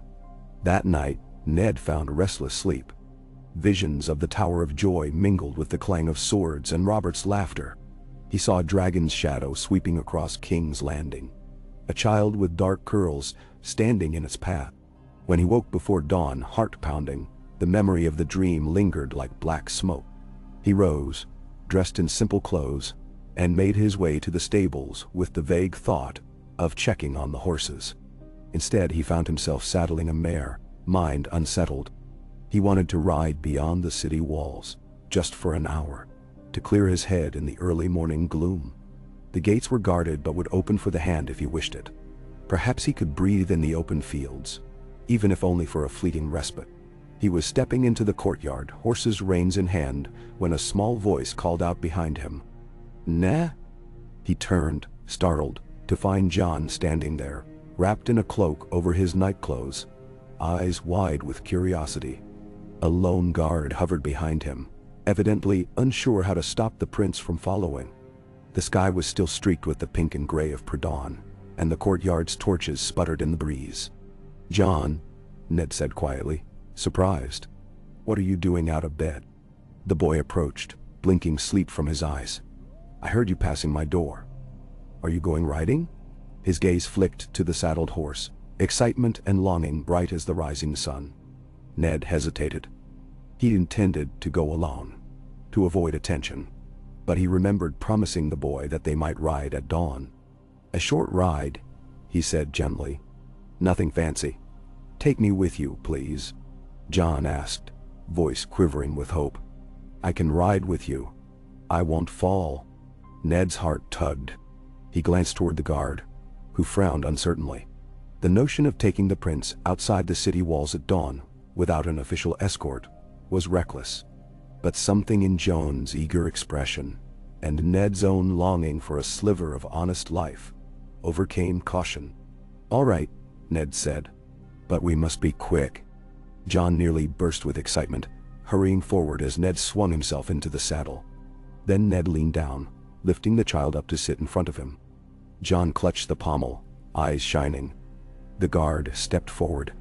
My lord, do you wish me to gather an escort? Ned shook his head. We'll be fine. We won't go far. Wait here for us, and if the queen asks...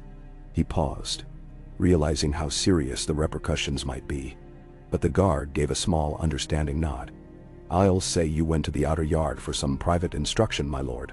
I'll keep watch. Ned appreciated the loyalty. Perhaps some of the king's men truly cared for the child's well-being. With that settled, Ned clicked his tongue, and the mare set off at a gentle pace, hooves echoing on the cobblestones. Jon clung to the saddle, but he was laughing softly, exhilarated by the moment. Ned guided the horse through the gate, nodding at the bleary-eyed sentries, who barely questioned the hand's early ride. Beyond the city walls, a faint mist curled over the fields, and the sky began to lighten. They rode slowly, the horse picking a path along a grassy lane. Out here, away from the press of the capital, the air smelled fresher, tinted with dew. Jon craned his neck to look at the horizon, where the sun's first rays peeked over distant hills. "It's pretty," he murmured, voice hushed in awe. "Ay," Ned agreed, feeling a calm settle over him at the sight. "I used to ride in the mornings at Winterfell sometimes, when the wind was quiet. It helps you think." The child absorbed that with uncharacteristic solemnity. After a moment he said, "I want to see Winterfell someday. Is it true that it's always cold, and the wolves prowl around the walls?" Ned smiled faintly, the weight of memory pressing upon him.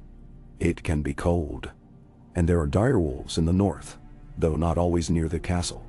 But yes, I hope one day you'll see it." The unspoken question was whether fate would allow that. Would they ever have the freedom to leave King's Landing without suspicion? Jon leaned back slightly into Ned's chest, trusting him utterly. It struck Ned that for all his status as heir, the boy was still an innocent who didn't know the half of his heritage. "One day," he repeated, though quietly. "But for now, you have a life here, as the prince." "I know," Jon said, sounding almost apologetic, as if aware of the responsibility pressed upon him. "But I like the north and the stories. You have snows, big snows. I've never seen real snow." Ned ruffled the boy's dark curls. "Perhaps you shall. The north is not going anywhere." He guided the mare around a small grove of trees. The sun continued its slow climb, bathing the fields in a soft golden light. For a few minutes, Ned let the horse trot freely, and Jon giggled at the gentle jostling. In those moments, they could have been any man and child out for an early ride, the troubles of the court left behind. Eventually, reality pressed back in. Ned knew they must return before their absence drew attention. He turned the mare, heading back toward the city gates. Jon seemed reluctant to go, but he didn't protest. Perhaps even at his young age, he understood that precious moments like these were fleeting. They passed the sentries again, trotting into the courtyard where the guard from before stepped forward to help the boy dismount. Jon beamed, breathless with excitement, cheeks flushed. "That was wonderful," he said, turning to Ned. "Will we do it again?" Ned dismounted with care, giving a quiet laugh. "When we can, yes. Now, you must hurry back before your tutors start searching for you." Jon nodded vigorously, then paused as though wanting to say more. At last, he settled for a grin and ran off, the guard following. Ned watched him go, heart at once lightened and burdened. These small joys might be the best he could offer. He handed the mare to a stable boy, who nodded respectfully. As he walked away, the illusions and secrets weighed upon him anew. But for a short time, the boy's laughter had washed away the troubles of the realm. 2 days later, Robert returned from the Kingswood hunt in high spirits, though he sported a jagged scratch on his arm from an ill-tempered boar. Still, he proclaimed it a victory, presenting the tusk to Jon in the throne room. Jon stared at the ugly, curved prize with fascination, the gathered courtiers applauding politely. Robert laughed, ruffling the boy's hair, ignoring Cersei's grimace at the display of savagery. On the surface, all seemed well again, a happy royal family. Yet Ned caught Tywin Lannister studying them from a distant vantage, arms folded, lips set in a thin line. Time drifted on, measured by the flickering rise and fall of tensions in the Red Keep. Jon's days were a dance of sword lessons, basic reading, and stilted interactions with the Queen. Robert's affection, while genuine, was sporadic. He would shower Jon with boisterous praise one day, then vanish into revelry the next. Ned maintained a steady presence, guiding the child when he could, fending off the worst of the court's intrigues. He seldom confronted Cersei directly, preferring to keep a tenuous peace. She, in turn, wore her polite mask in public, but Ned suspected her eyes never left Jon's back for long. Word came now and again of the exiled Targaryens across the sea. Viserys and Daenerys, still children themselves. drifting between the households of rich magisters. Each rumor pricked Ned's conscience. If they ever learned a secret lay hidden in King's Landing, what chaos would ensue? But for now they were half a world away, with no army to muster. Perhaps the illusions would hold until Jon was old enough, strong enough, to defend himself from the truth, and from those who would use it against him. And so the days stretched into a slow, uneasy routine. The child grew, the secrets festered, and each dawn brought the question of how long their tapestry of lies could remain intact. Yet in the hush of twilight, when Ned saw Jon drifting off to sleep in the nursery, he could almost believe that they had tamed fate, if only for a moment. The boy's lashes fluttered, his small fingers curled around the edges of a blanket, embroidered with the Baratheon stag.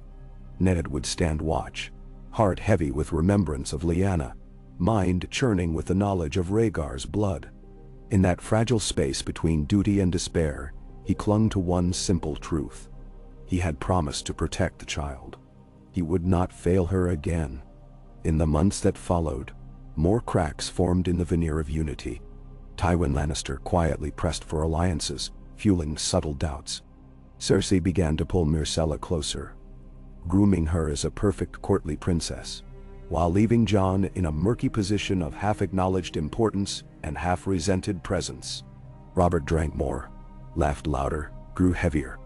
Ned, as hand, shouldered the burden of day-to-day governance, while the real king wandered off to hunt or whore or celebrate.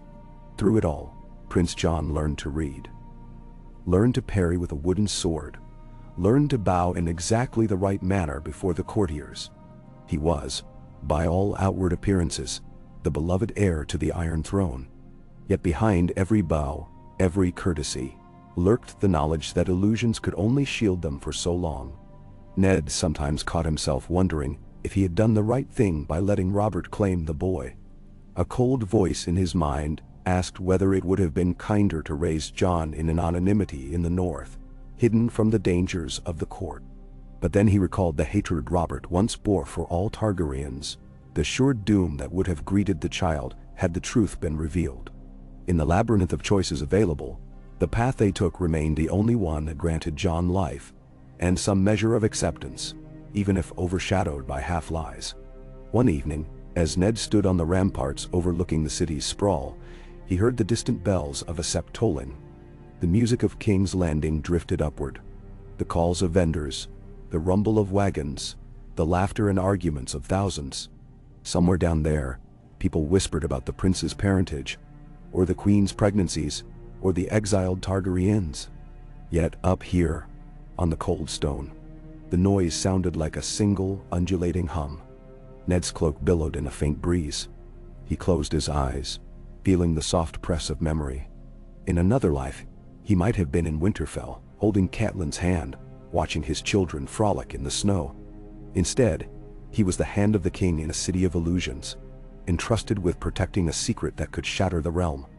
A raven fluttered overhead, black wings stark against the twilight sky. Ned opened his eyes, following its path until it vanished beyond the towers. 5 years ago, the Targaryen dynasty ended in fire and blood, or so the realm believed. Now the Baratheon reign had begun in equal parts triumph and uncertainty, and at the center of it stood a child who would one day be called upon to rule, not knowing the full story of his blood. Ned forced the questions aside. He had given Lyanna his word. He would see it through, even if it required him to stay vigilant into the night, watching the horizon for a dawn that might or might not bring peace. He glanced down into the courtyard, where a small figure was visible near the torches. Jon, chasing a moth that flitted near the ground. The boy's laugh echoed faintly, and even from this distance, Ned could see the bright, unguarded smile. He wondered how many more years they could keep that smile free of the bitterness that so often stained King's Landing. Perhaps the illusions were not only a shield from dangers. Perhaps they also kept Jon's innocence intact a while longer. It was a fragile peace, but a peace nonetheless. Ned allowed himself a faint, weary smile, turning from the ramparts to head back down the stairs. Night was falling, and his duties would resume at first light. The story continued to unfold, Each day, a new verse in a ballad of secrets and crowns, of love and war. Of a child who carried the blood of both the wolf and the dragon, yet wore the stag for all to see. The realm had chosen to believe Robert's claim, to embrace the illusions. Perhaps, Ned mused, illusions were sometimes kinder than truth, at least for a while. And so he descended into the flickering torchlight, determined to stand watch yet another day, protecting the boy who was called Prince Jon Baratheon. Until the hour came when the realm's illusions were tested, and the wheel of fate turned again. Yay. Ciao. Ned Stark found himself in the royal library the next morning, a place of quiet dust motes and towering shelves crowded with scrolls and tomes. A hush lingered here, disturbed only by the faint rustle of parchment as Maester Fomas, an aged scholar who had succeeded Pycelle in many of the keep's day-to-day tasks, shifted through documents. Outside, the day was bright, but Ned had come seeking answers about the realm's finances, hoping to better understand the deeper sources of discontent among certain lords. It was these cracks in Robert's rule that men like Tywin Lannister might exploit to sow doubt about Jon. The maester squinted at Ned over the rim of his small spectacles, lips curved in a mild frown. "My lord Hand," he began softly, "I've compiled accounts of every major levy for the past 2 years. You'll find large sums spent on feasts in that tournament last year. The crown's debt grows." He handed over a sheaf of parchment. "These are my best figures. I make no judgments, mind you, merely record-keeping. But if the king continues in this fashion, we'll need more coin than the realm can easily spare." Ned accepted the papers, scanning the tidy columns of numbers. He felt a twinge of frustration. "And Lord Baelish, the master of coin, what does he propose to remedy this?" The maester's smile thinned. "Kane's new loans can be secured from the Iron Bank of Bravos, or from House Lannister, should it come to that." Ned's fingers tightened on the parchment. "We'd be in debt to Tywin Lannister or to foreign bankers. Neither is a comfortable choice." He exhaled. "Thank you, Maester Fomas. I'll see what can be done." He left the library with a sense of heaviness. The crown's debt was a looming shadow, one that could destabilize Robert's reign in a heartbeat if left unchecked. And in that instability, any rumor against Jon's legitimacy would spread like wildfire. Ned was no master of coin himself, but he resolved to speak plainly to Robert. The child's future depended on a realm that wasn't teetering on ruin. As he strode through the corridors toward the council chambers, he glimpsed Prince Jon emerging from an adjoining hallway, a soft-spoken scribe at his side. The boy appeared forlorn, eyebrows knitted together as he clutched a small slate board. He brightened at once upon seeing Ned, and Ned paused, offering a short bow of his head to the scribe before kneeling to greet Jon at eye level. "Lessons again?" Ned asked gently. Jon nodded, lifting the slate. It bore a few shaky letters. "The scribe says I need to write them over and over." His voice held a hint of frustration.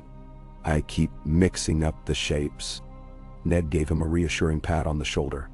"These things take time. You've come far already." He glanced at the scribe, who bobbed his head in deference. "Perhaps some fresh air after you've finished." Jon's eyes sparkled. "Yes, please. I'm tired of ink stains."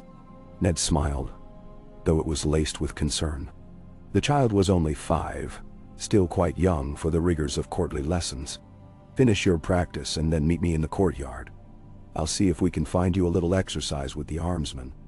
Jon agreed, clinging to that promise of reprieve. As he moved on down the hall with the scribe, Ned noted again how quickly he'd grown. His legs were sturdy, his hair a tangle of black waves. There was a spark of curiosity in him that often reminded Ned of Arya, a stubborn desire to learn in his own way, not by rote recitation. Ned resumed his walk, reaching the small council chamber to find Petyr Baelish already seated, idly flipping through ledgers. Varys stood near the window, hands folded, wearing a contemplative expression. Grand Maester Pycelle sat dozing in a corner chair, leaving only one other occupant, Renly Baratheon, who was engaged in low conversation with Baelish about some local trouble near the Stormlands. They glanced up at Ned's entrance. "Ah, Lord Hand," Baelish said, setting the ledgers aside. "We were just discussing these trifling bandit attacks along the Roserad." Might you have any news from your northern sources? Apparently a few outlaws think themselves bold enough to strike travelers not far from King's Landing. Nini? Ned shook his head, setting the parchment from the library on the table. I've heard only rumors from the City Watch. If travelers are being accosted so close to the capital, that's a matter of concern. I'll speak to the watch commander and see if more patrols are needed on the roads. Renly nodded. We can't have the people fearing to travel to the capital. That would cut into trade. And the festivals, for that matter. Baelish flashed a grin. And the crown's coffers as well. We must keep the silver flowing. He turned to Ned. Which brings us back to that matter you hold in your hands. Debt. Shall we pick up from where we left off last time? Ned placed the papers on the table, biting down a surge of annoyance at Baelish's smug tone. Indeed, the maester's figures confirm what I suspected. We spend more coin than the crown collects. Unless we reign in the tournaments and feasts, we'll be forced into the pockets of either the Iron Bank or House Lannister. Pycelle stirred at the mention of Lannisters, blinking owlishly. Lord Tywin might be open to favorable terms, though one can never be certain of the Lion's generosity. Ned set his jaw. I would rather see the crown stand on its own than beg scraps from Casterly Rock. We must persuade the king to curb his spending. Baelish leaned back in his chair, adjusting the fall of his fine doublet. You are, of course, free to try.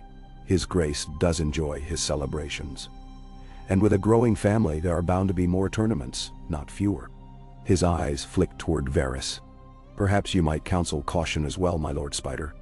Varys offered a mild smile. I whisper what I can to His Grace, but I am only one among many voices.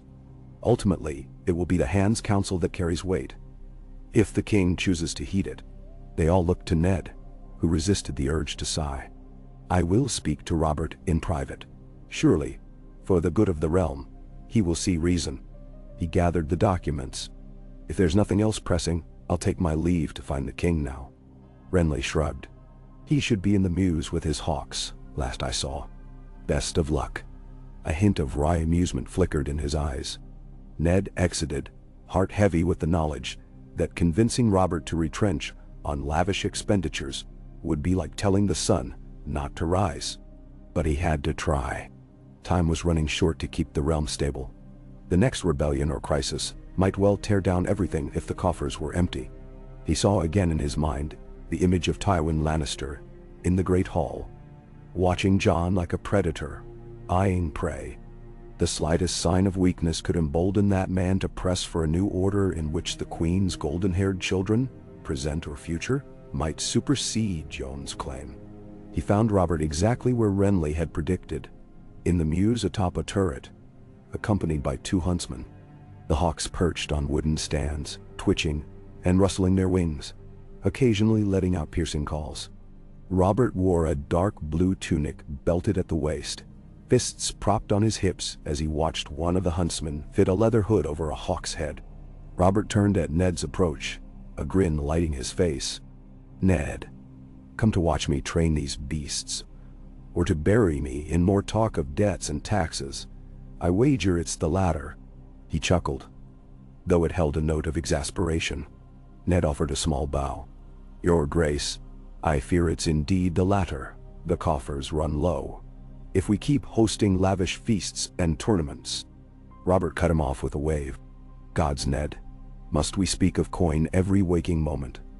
The realm is at peace, or near enough. Let us enjoy it. The small folk love a tournament. It keeps them entertained. Ned cleared his throat. Love, perhaps. But such events are draining our funds. We're on the brink of having to borrow heavily. From the Lannisters, no less. Nedden? Robert's grin vanished. I've no desire to kiss Tywin's ring. That old lion thinks half the realm belongs to him already. He rubbed at his bearded jaw, frowning. Still, damn it, I can't just slam the door in his face. He's father to the Queen. He provides wealth we may need. A gust of wind ruffled the feathers of the hawks, and Robert turned slightly, glancing out over the city's rooftops. Ned pressed on, gentling his tone. Robert, for the sake of Prince Jon's future, we need financial stability. If the crown is beholden to Tywin, he'll have cause to challenge decisions. Like your choice of heir, if it serves him. Robert's shoulders tensed. That boy is mine, Ned.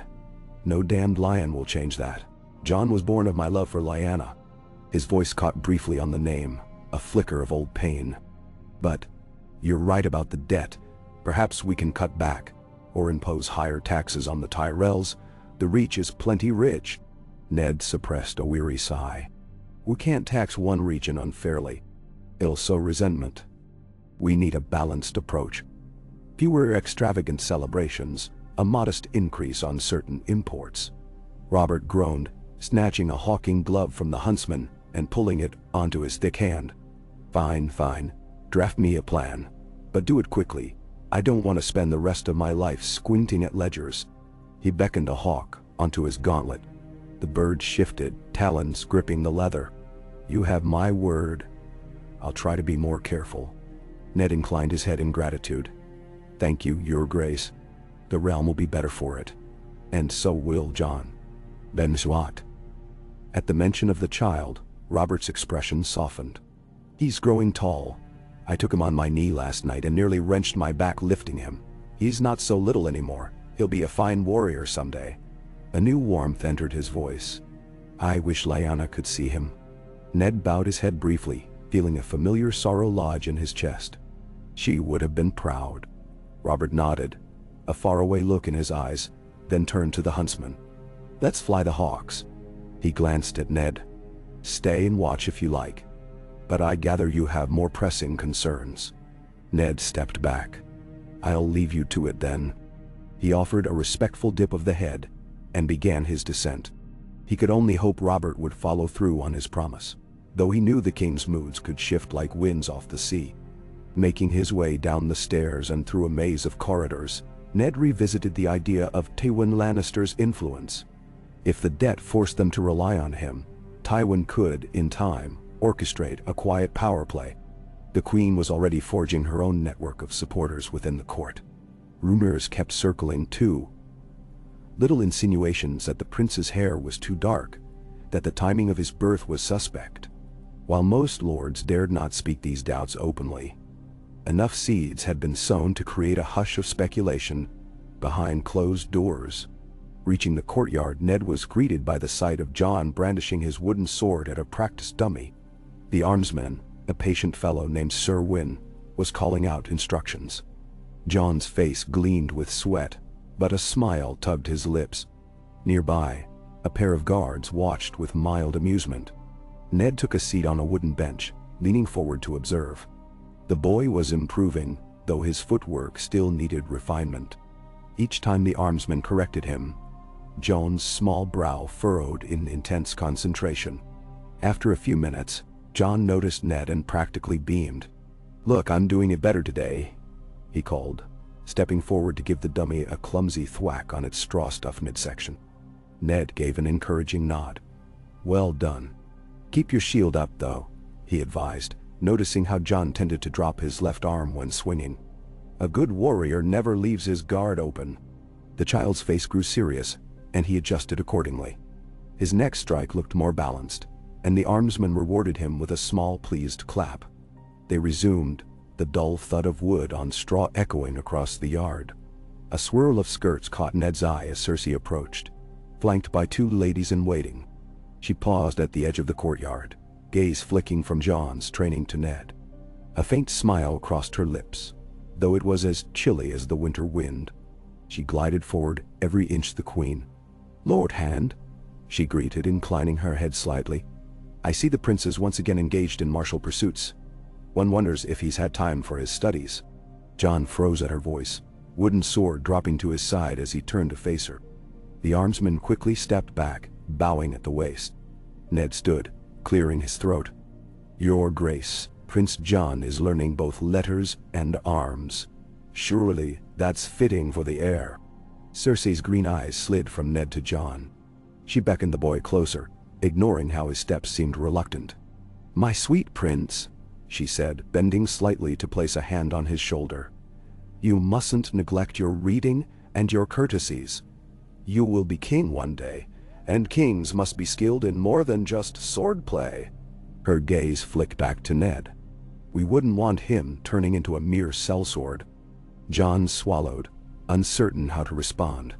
He glanced at Ned, as if seeking guidance. Ned kept his face neutral. His Grace, your husband, wishes him to be adept at both, he said simply, carefully neutral in tone. Cersei's nostrils flared almost imperceptibly. Yes, well, the king's wishes are paramount. She straightened, turning back to Jon. Come with me, child. There's a guest in the Solar who wishes to pay respects to the heir. A noble lady from the Westerlands, newly arrived. Jon wavered, clearly preferring to remain with his sword. Ned set a hand lightly on the boy's head. Go on. You must perform your duties as a prince. We can resume your training later.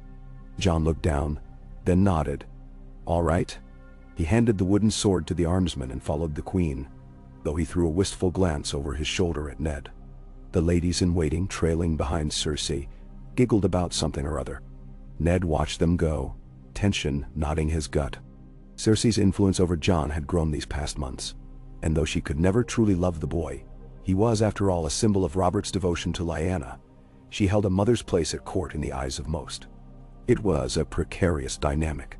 Ned feared what shape her guidance might take. He lingered, speaking briefly with Sir Wyn about the boy's progress. The armsman praised Jon's natural tenacity, though he warned that the child was sometimes too eager to attack, leaving him open to counters. Ned nodded gravely, thanking the man for his diligence. He thought again of how, in the north, a child might have more freedom, away from the watchful eyes of a queen who resented him. But that was not the life fate had decreed. After leaving the courtyard, Ned decided to visit his own chambers to look over the plan he'd promised Robert. Perhaps he could find a way to reduce the extravagance of the next festival. If he presented clear numbers, the king might relent. On his way, he crossed paths with Lord Tywin Lannister himself, emerging from a side hall in quiet conversation with a slender, silver-haired courtier. At the sight of Ned, the courtier quickly bowed and departed, leaving Tywin and Ned face to face. Tywin stood as tall as Ned, broad across the shoulders, impeccably dressed in a doublet of crimson and gold. His green eyes, hard as jade, studied Ned's face with dispassionate calm. Lord Stark, he said at last, voice cool, how fares the realm under your stewardship? Ned returned the man's gaze. As well as can be expected, my lord. The king enjoys his hunts, and the small council works hard to keep the kingdom on stable footing. Tywin inclined his head just enough to be polite. The king's hunts, indeed. He clasped his hands behind his back, stance rigid. I trust Prince Jon is thriving. The child is quite visible about the keep. Ned forced a measured tone. He is well, thank you for asking. Tywin's lips twitched, forming what might have been a wry smile.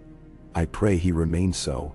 The times can be dangerous, especially for heirs so young. One never knows what storms might brew, nor what alliances might fracture. His words were impeccably polite, yet beneath them lurked an unmistakable warning. Ned whined in a surge of anger. That's precisely why the king's peace must be maintained. I assume you share that view, Lord Tywin.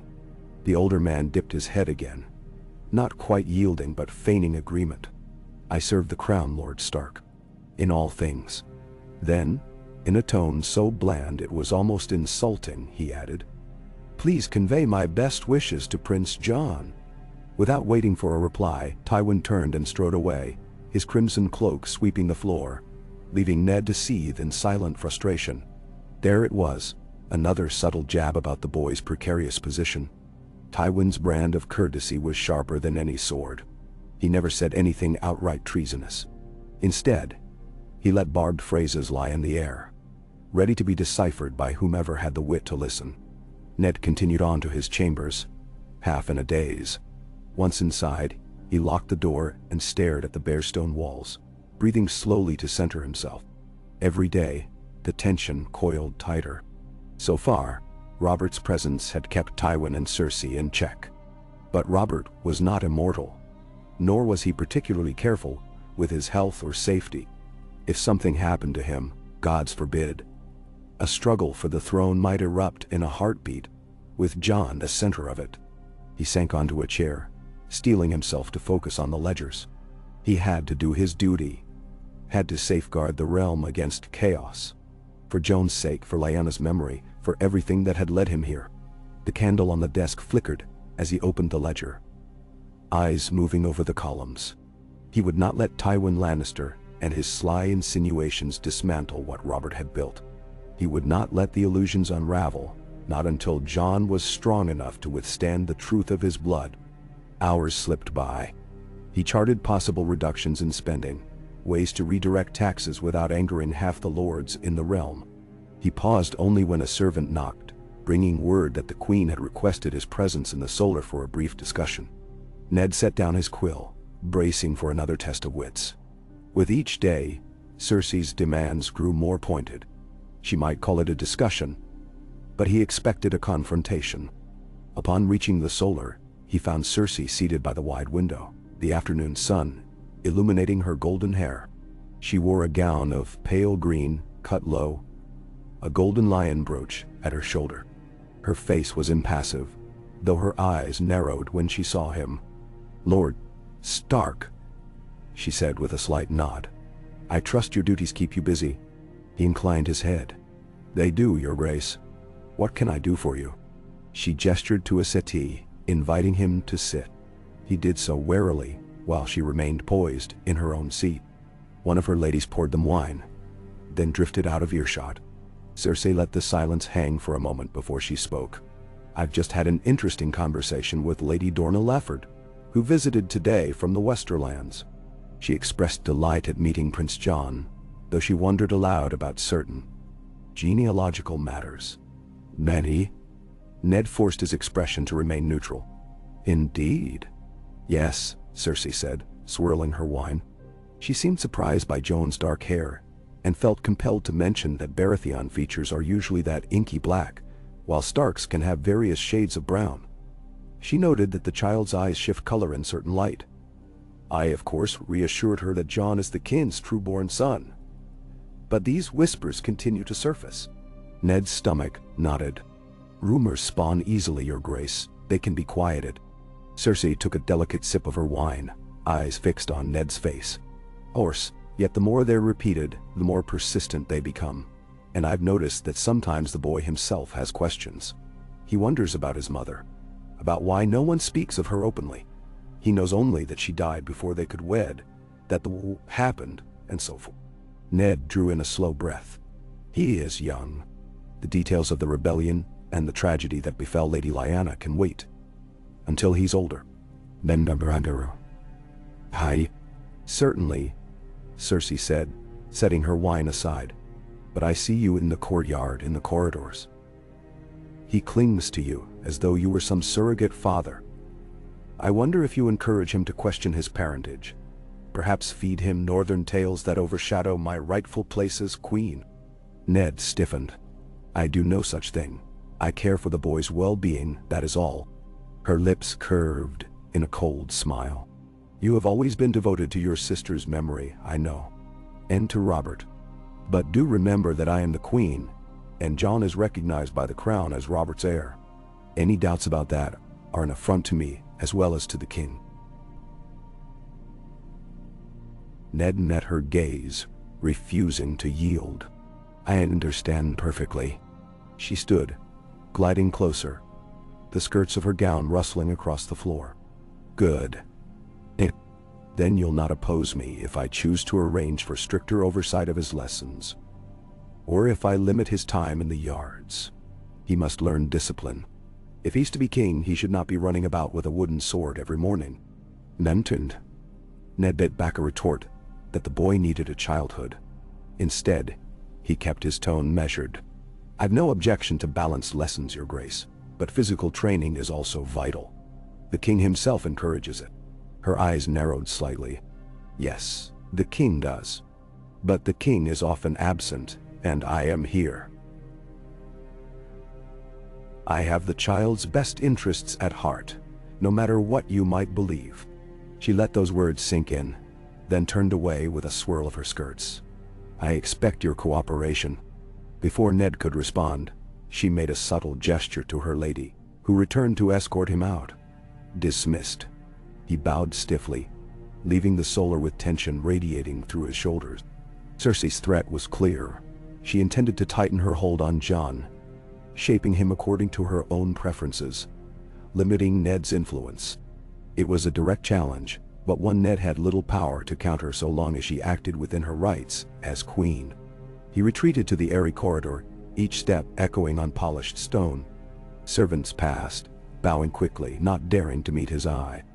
Ned paused at a window, looking down upon the courtyard below, where Jon had been earlier. Now it lay empty, the training post standing lonely in the late afternoon sun. A wave of helplessness coursed through him. If Cersei insisted on her oversight, Jon might well end up isolated from everyone but her selected tutors. She could shape him into a figure more pliable to Lannister aims, or even ensure that doubt about him was further stoked, so she could present him as incompetent. The possibilities left Ned queasy. He resolved to speak with Robert again that night. Perhaps after the king had drunk enough to dull his irritation, but not so much that he couldn't think clearly. Someone needed to remind Robert that Cersei had no love for Jon, that her manipulations could harm him. But Robert was often defensive when it came to his queen. The man was blind to many of her faults, or at least chose not to see them. Still, Ned had to try. A few hours later, as dusk settled over the keep, Ned made his way to the king's private solar. The guards outside nodded him in. Inside, he found Robert reclined in a carved wooden chair, boots kicked up on a table that bore half-empty cups of wine and scattered parchments. A brazier glowed, casting dancing shadows on the stone walls. The king looked up as Ned entered, a genial smile crossing his face before slipping away when he noticed Ned's grave expression. "Gods, you look like you swallowed a lemon," Robert said, lowering his feet and waving Ned to a seat. "What is it now?" Ned closed the door and sat. "The queen. She wants to exert more control over Jon's lessons, his movements about the keep. She essentially threatened to limit his sword practice." "And Robert frowned, setting his cup aside with a clang. "Did she say why?" "She claims she's concerned about his discipline, wants to ensure he's focusing on letters and courtesies, but I suspect she means to isolate him from certain influences, mine among them." Ned kept his tone even, though his frustration leaked through. Robert's scowl deepened. "She's always meddling. But Jon is my son. If I say he can train, he trains. That's the end of it." He ran a hand through his dark hair, which was beginning to show streaks of gray. "Damn her pride. She resents him, because he isn't hers. She puts on a show, but I see it in her eyes." Ned chose his words carefully.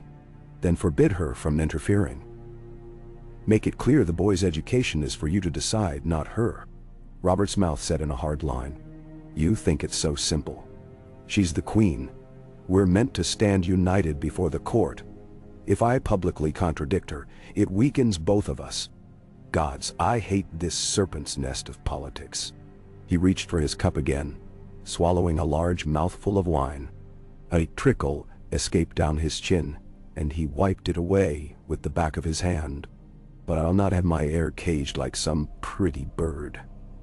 He'll learn steel. He'll run the yards. That's final."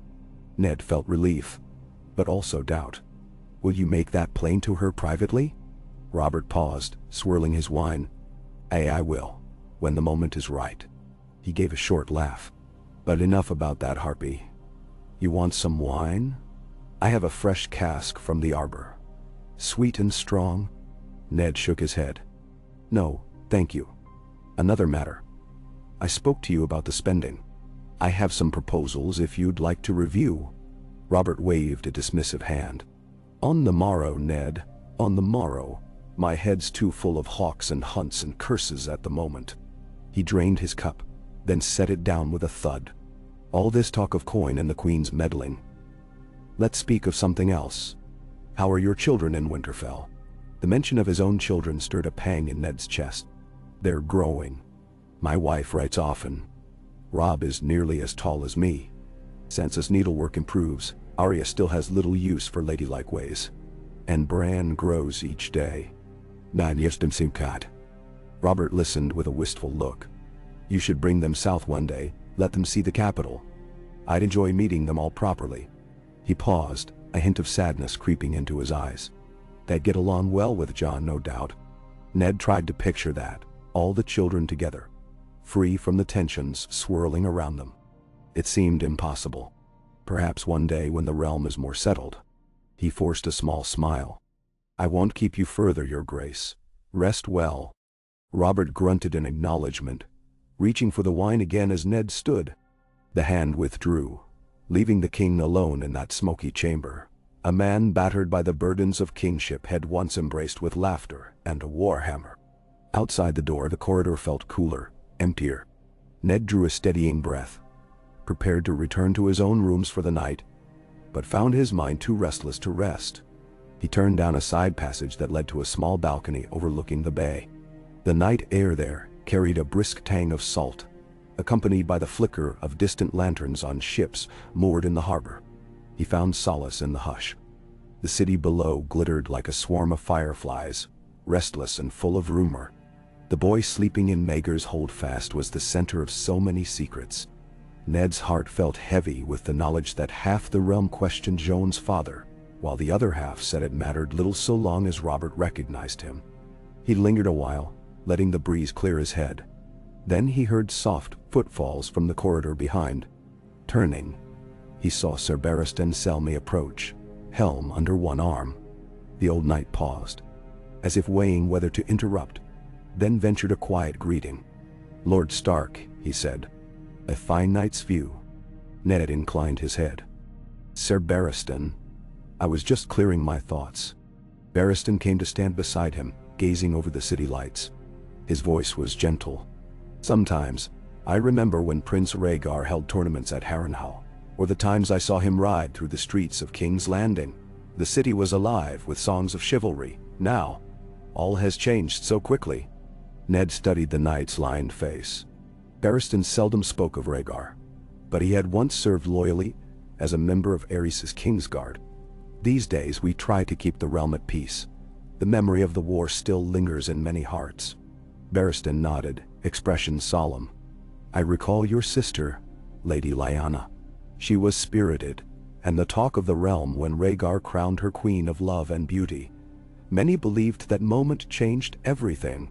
He fell silent, then cleared his throat. "Forgive an old man's ramblings." "No need to apologize," Ned said quietly. "Memories matter. They shape what we do now." Barristan exhaled. "Indeed. I only hope the child, Prince Jon, will find an easier road than that which led to his mother's fate." He glanced sideways at Ned. "He has your protection, I know." Ned nodded, words catching in his throat. Barristan did not know the full truth, or so Ned believed. The knight was dutiful, but Robert had never trusted the Kingsguard with that secret. Or at least, not as far as Ned knew. But sometimes, the way Barristan spoke made Ned wonder if the old knight suspected more than he let on. At last, Barristan bowed his head respectfully. "Good night, my lord." Ned returned the gesture, watching the knight depart. Then he took one final look at the bay. A gull screeched somewhere in the dark, and the wind tugged at his cloak. The illusion still held, but how long could they last? With that somber thought, he retired to his chamber, hoping for at least a few hours of restless sleep before dawn. The next day began with the usual routine. Breakfast served in the great hall, followed by a short meeting with the small council. Then, a wave of petitions. Ned found himself lost in a sea of lesser lords, seeking justice. Merchants bickering over shipping rights. Knights complaining of bandits on the roads. Through it all, Robert's seat on the throne remained empty. The king was off hunting again, leaving Ned to dispense the crown's decisions. It reminded him of the rumors that had swirled around Aerys Targaryen's later years. How governance sometimes fell to his hand, Tywin, while the Mad King drifted into paranoia. Ned tried to banish such comparisons. Robert was no Mad King, just a man who despised the minutiae of rule. At midday, Jon appeared in the hall, escorted by a steward.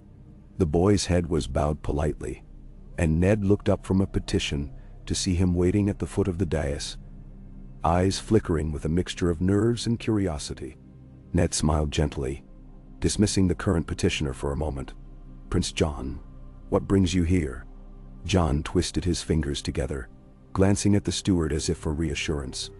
I finished my lessons early, and the Queen is at her own audience with some Westerland's lords. So I asked if I could come see you. The boy spoke quietly, but his eyes had a hopeful gleam.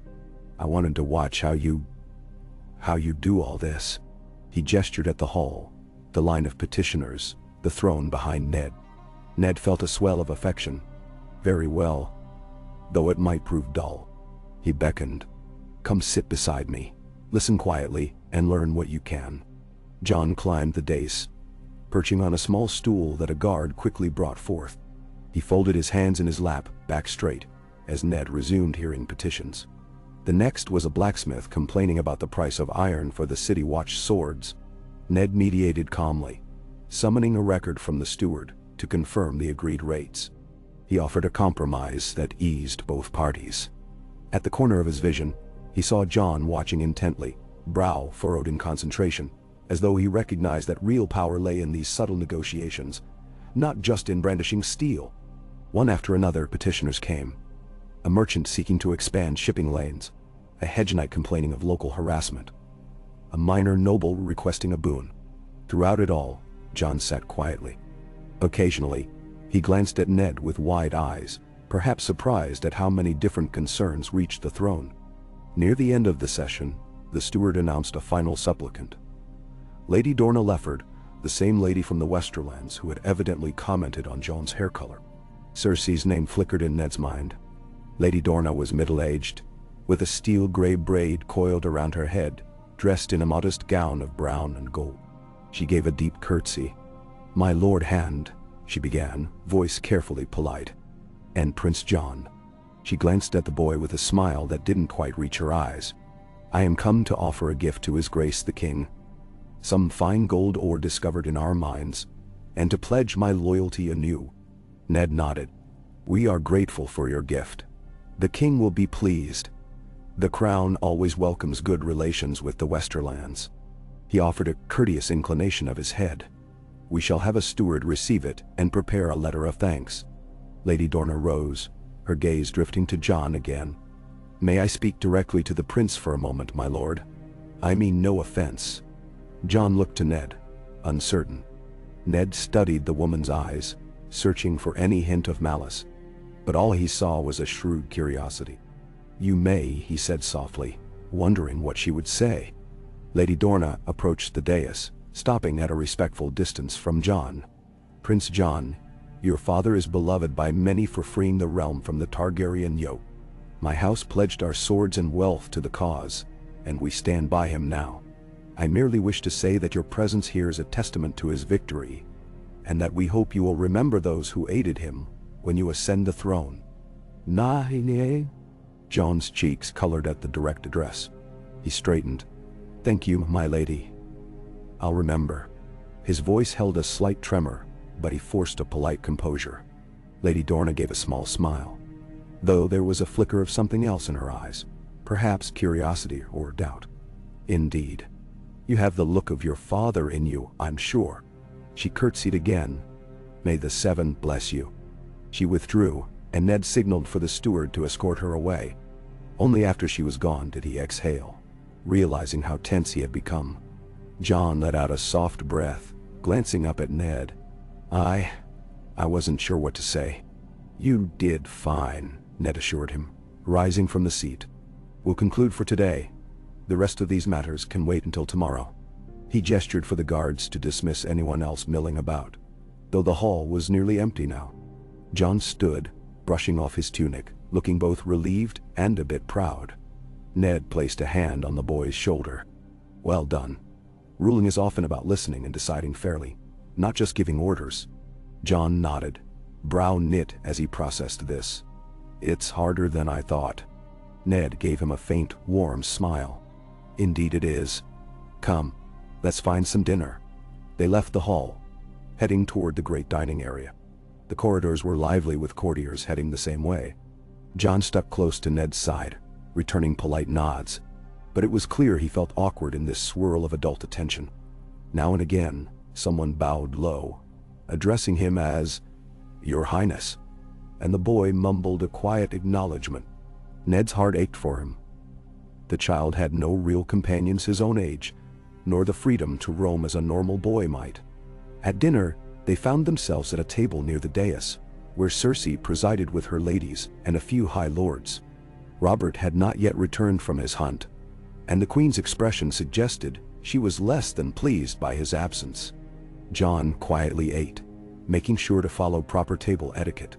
Now and then, Ned noticed the queen's appraising glance land on the boy. She said nothing pointed, only included him in the occasional conversation about trivial matters.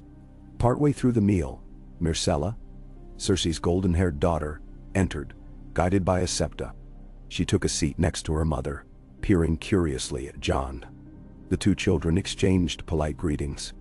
Myrcella seemed a sweet girl, but Ned could sense the wedge Cersei placed between them.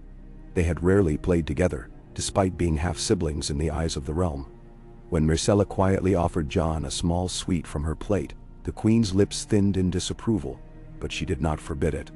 Jon thanked his half-sister, nibbling the sweet with a shy smile. It was a small moment of innocent connection in a court rife with tensions. After dinner, Ned escorted Jon back toward the nursery. The child was yawning by then, the excitement of the day wearing on him. In the corridor just outside, they came upon a cluster of household knights conversing in low tones. At the sight of Ned and Jon, they quickly bowed. One, a younger knight with a polished breastplate, smiled kindly at Jon and murmured a greeting. Jon hesitated, then managed a polite, "Good F." The knights parted ways, allowing them to pass. Behind Ned, he heard hushed words, references to the boy's prowess in the yard, speculation on how tall he might become. Harmless enough, but it reminded Ned yet again that all eyes were on Jon. All the time. If even one among them took up the cause of doubting him, the rumor mill would roar back to life. They reached the nursery, where a nursemaid stood waiting by the door. Jon gave Ned a small, tired smile. "Will you come in and say goodnight?" Ned nodded, following the boy inside. The nursery was softly lit by a pair of candles on the mantel. Toys and small wooden figures lined shelves. A gilded cradle, outgrown now, remained in the corner as a vestige of Jon's infancy. The four-poster bed was draped with green hangings embroidered with gold stags.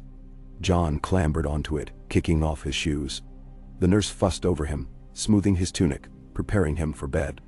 Ned stood nearby, feeling a pang of tenderness for this child whose life was so carefully orchestrated. He recalled how, in Winterfell, his own children had run barefoot through the halls at that age, giggling and playing silly games. Here, Jon had to watch his every step, weigh every word. Once the nurse had settled him under the covers, Ned stepped closer, resting a hand on the bed's edge. "You did well today?" he said softly. "Hearing petitions, meeting lords. That's part of a prince's duty." Jon's dark eyes flickered with leftover excitement. It felt important, but I was nervous. What if I say something wrong? Ned gave a faint smile. "You'll learn, step by step. And when you do make a mistake, you apologize and try to set it right. Remember, being a good ruler is about listening and caring for your people. You won't always have the right answer at first, but you can do your best." Jon nodded, eyelids drooping. "Will you teach me more tomorrow?" "If I can," Ned promised. "The Queen and the tutors might have their plans, but I'll do what I can to guide you."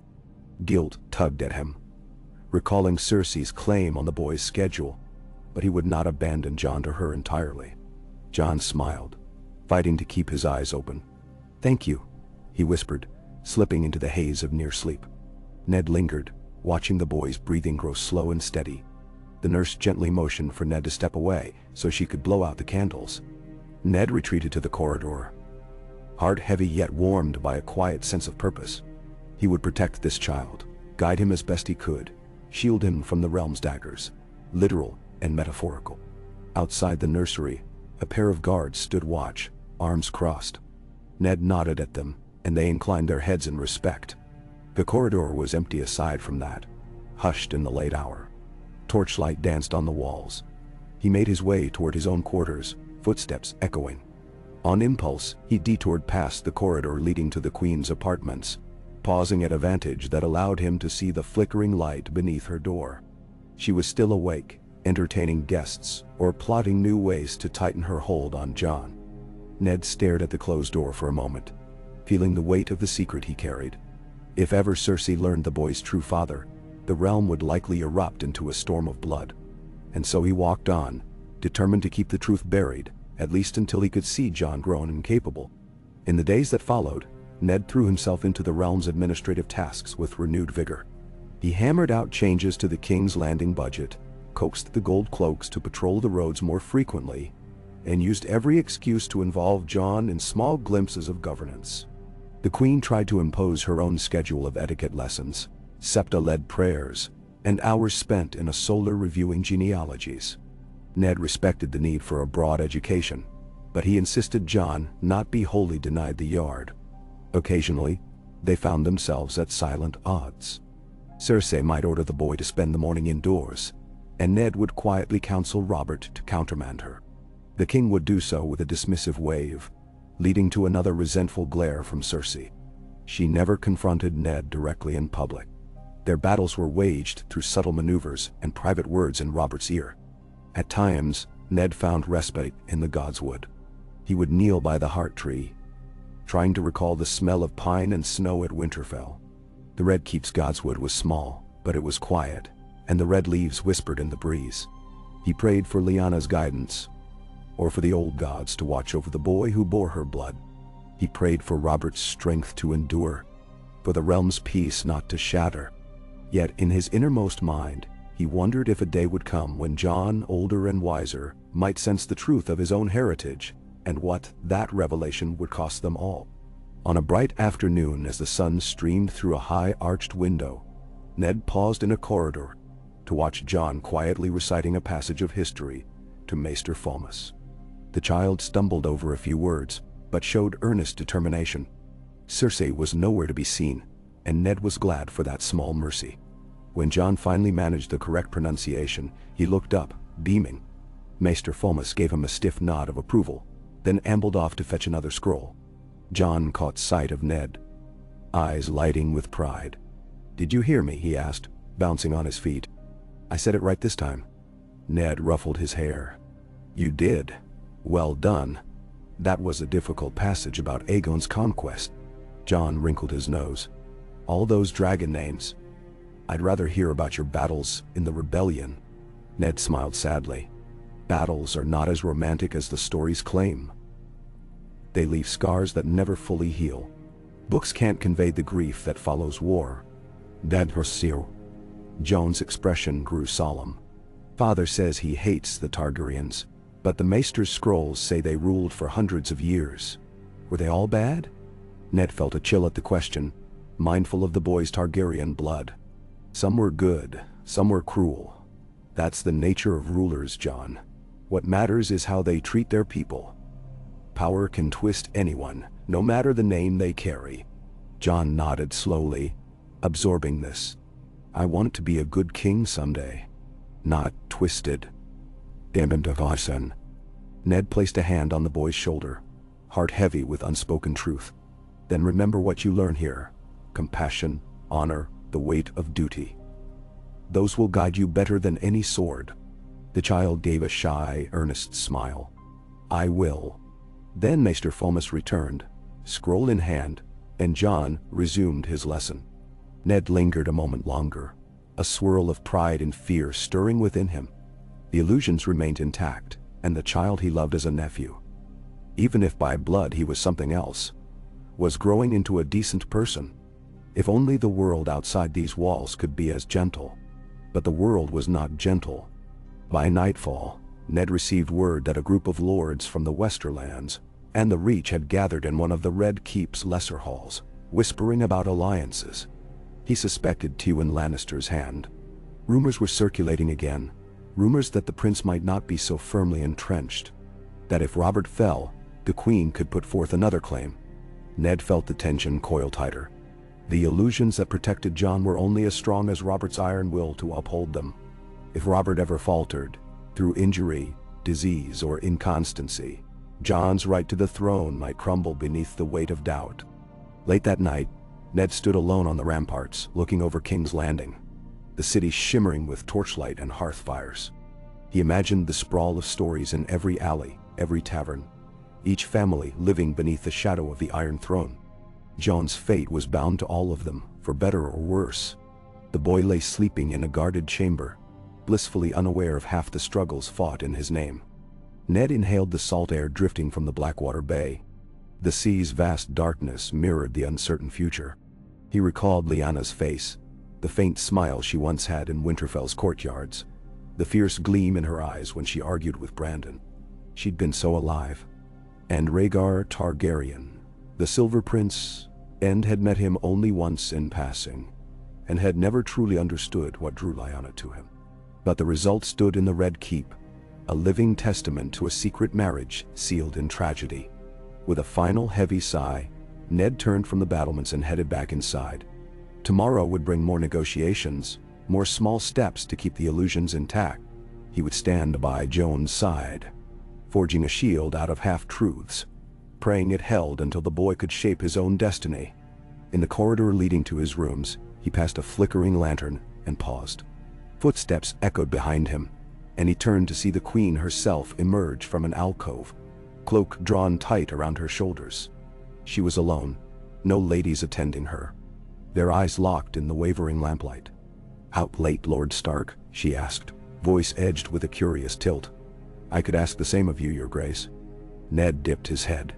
Her lips curved into a thin line. "I spoke with my father's men this evening. They bring news of border disputes near the Golden Tooth. All manner of trouble." She tilted her head. "You might be hearing the same rumors I do, that certain lords question your nephew's place." Ned forced a steady tone. "That is no secret. Some men always question." A faint gleam lit her green eyes. "Yes, they question, and perhaps they plot. I trust you'll do your duty as hand, quell such rumors. It would be unfortunate if disloyalty took root. The king has little patience for traitors." Then she stepped closer, voice soft. "And what of you, Lord Stark? Where do you stand, should the storms come?" Ned met her gaze unflinchingly. "I stand with the king, always." She studied him a moment longer, then nodded with icy satisfaction. "Good. For all our sakes." Her cloak swirled as she moved past him, footsteps retreating into the shadows. Ned stared after her, sensing the subtle threat woven into her words. She would not hesitate to unleash Robert's wrath upon anyone who threatened her sense of power or to manipulate events behind the scene. And if, in the process, Jon were harmed or used as a pawn, she might see it as a necessary step. Ned closed his eyes briefly, bracing himself. Another day passed, another night without answers. He resumed his walk, each footstep echoing in the stillness. Tomorrow would come soon enough, bringing more secrets, more tests. He thought of the child's sleeping face, resolved to keep him safe. In the swirling darkness of King's Landing, that resolve was all he had, a lone candle against the encroaching night.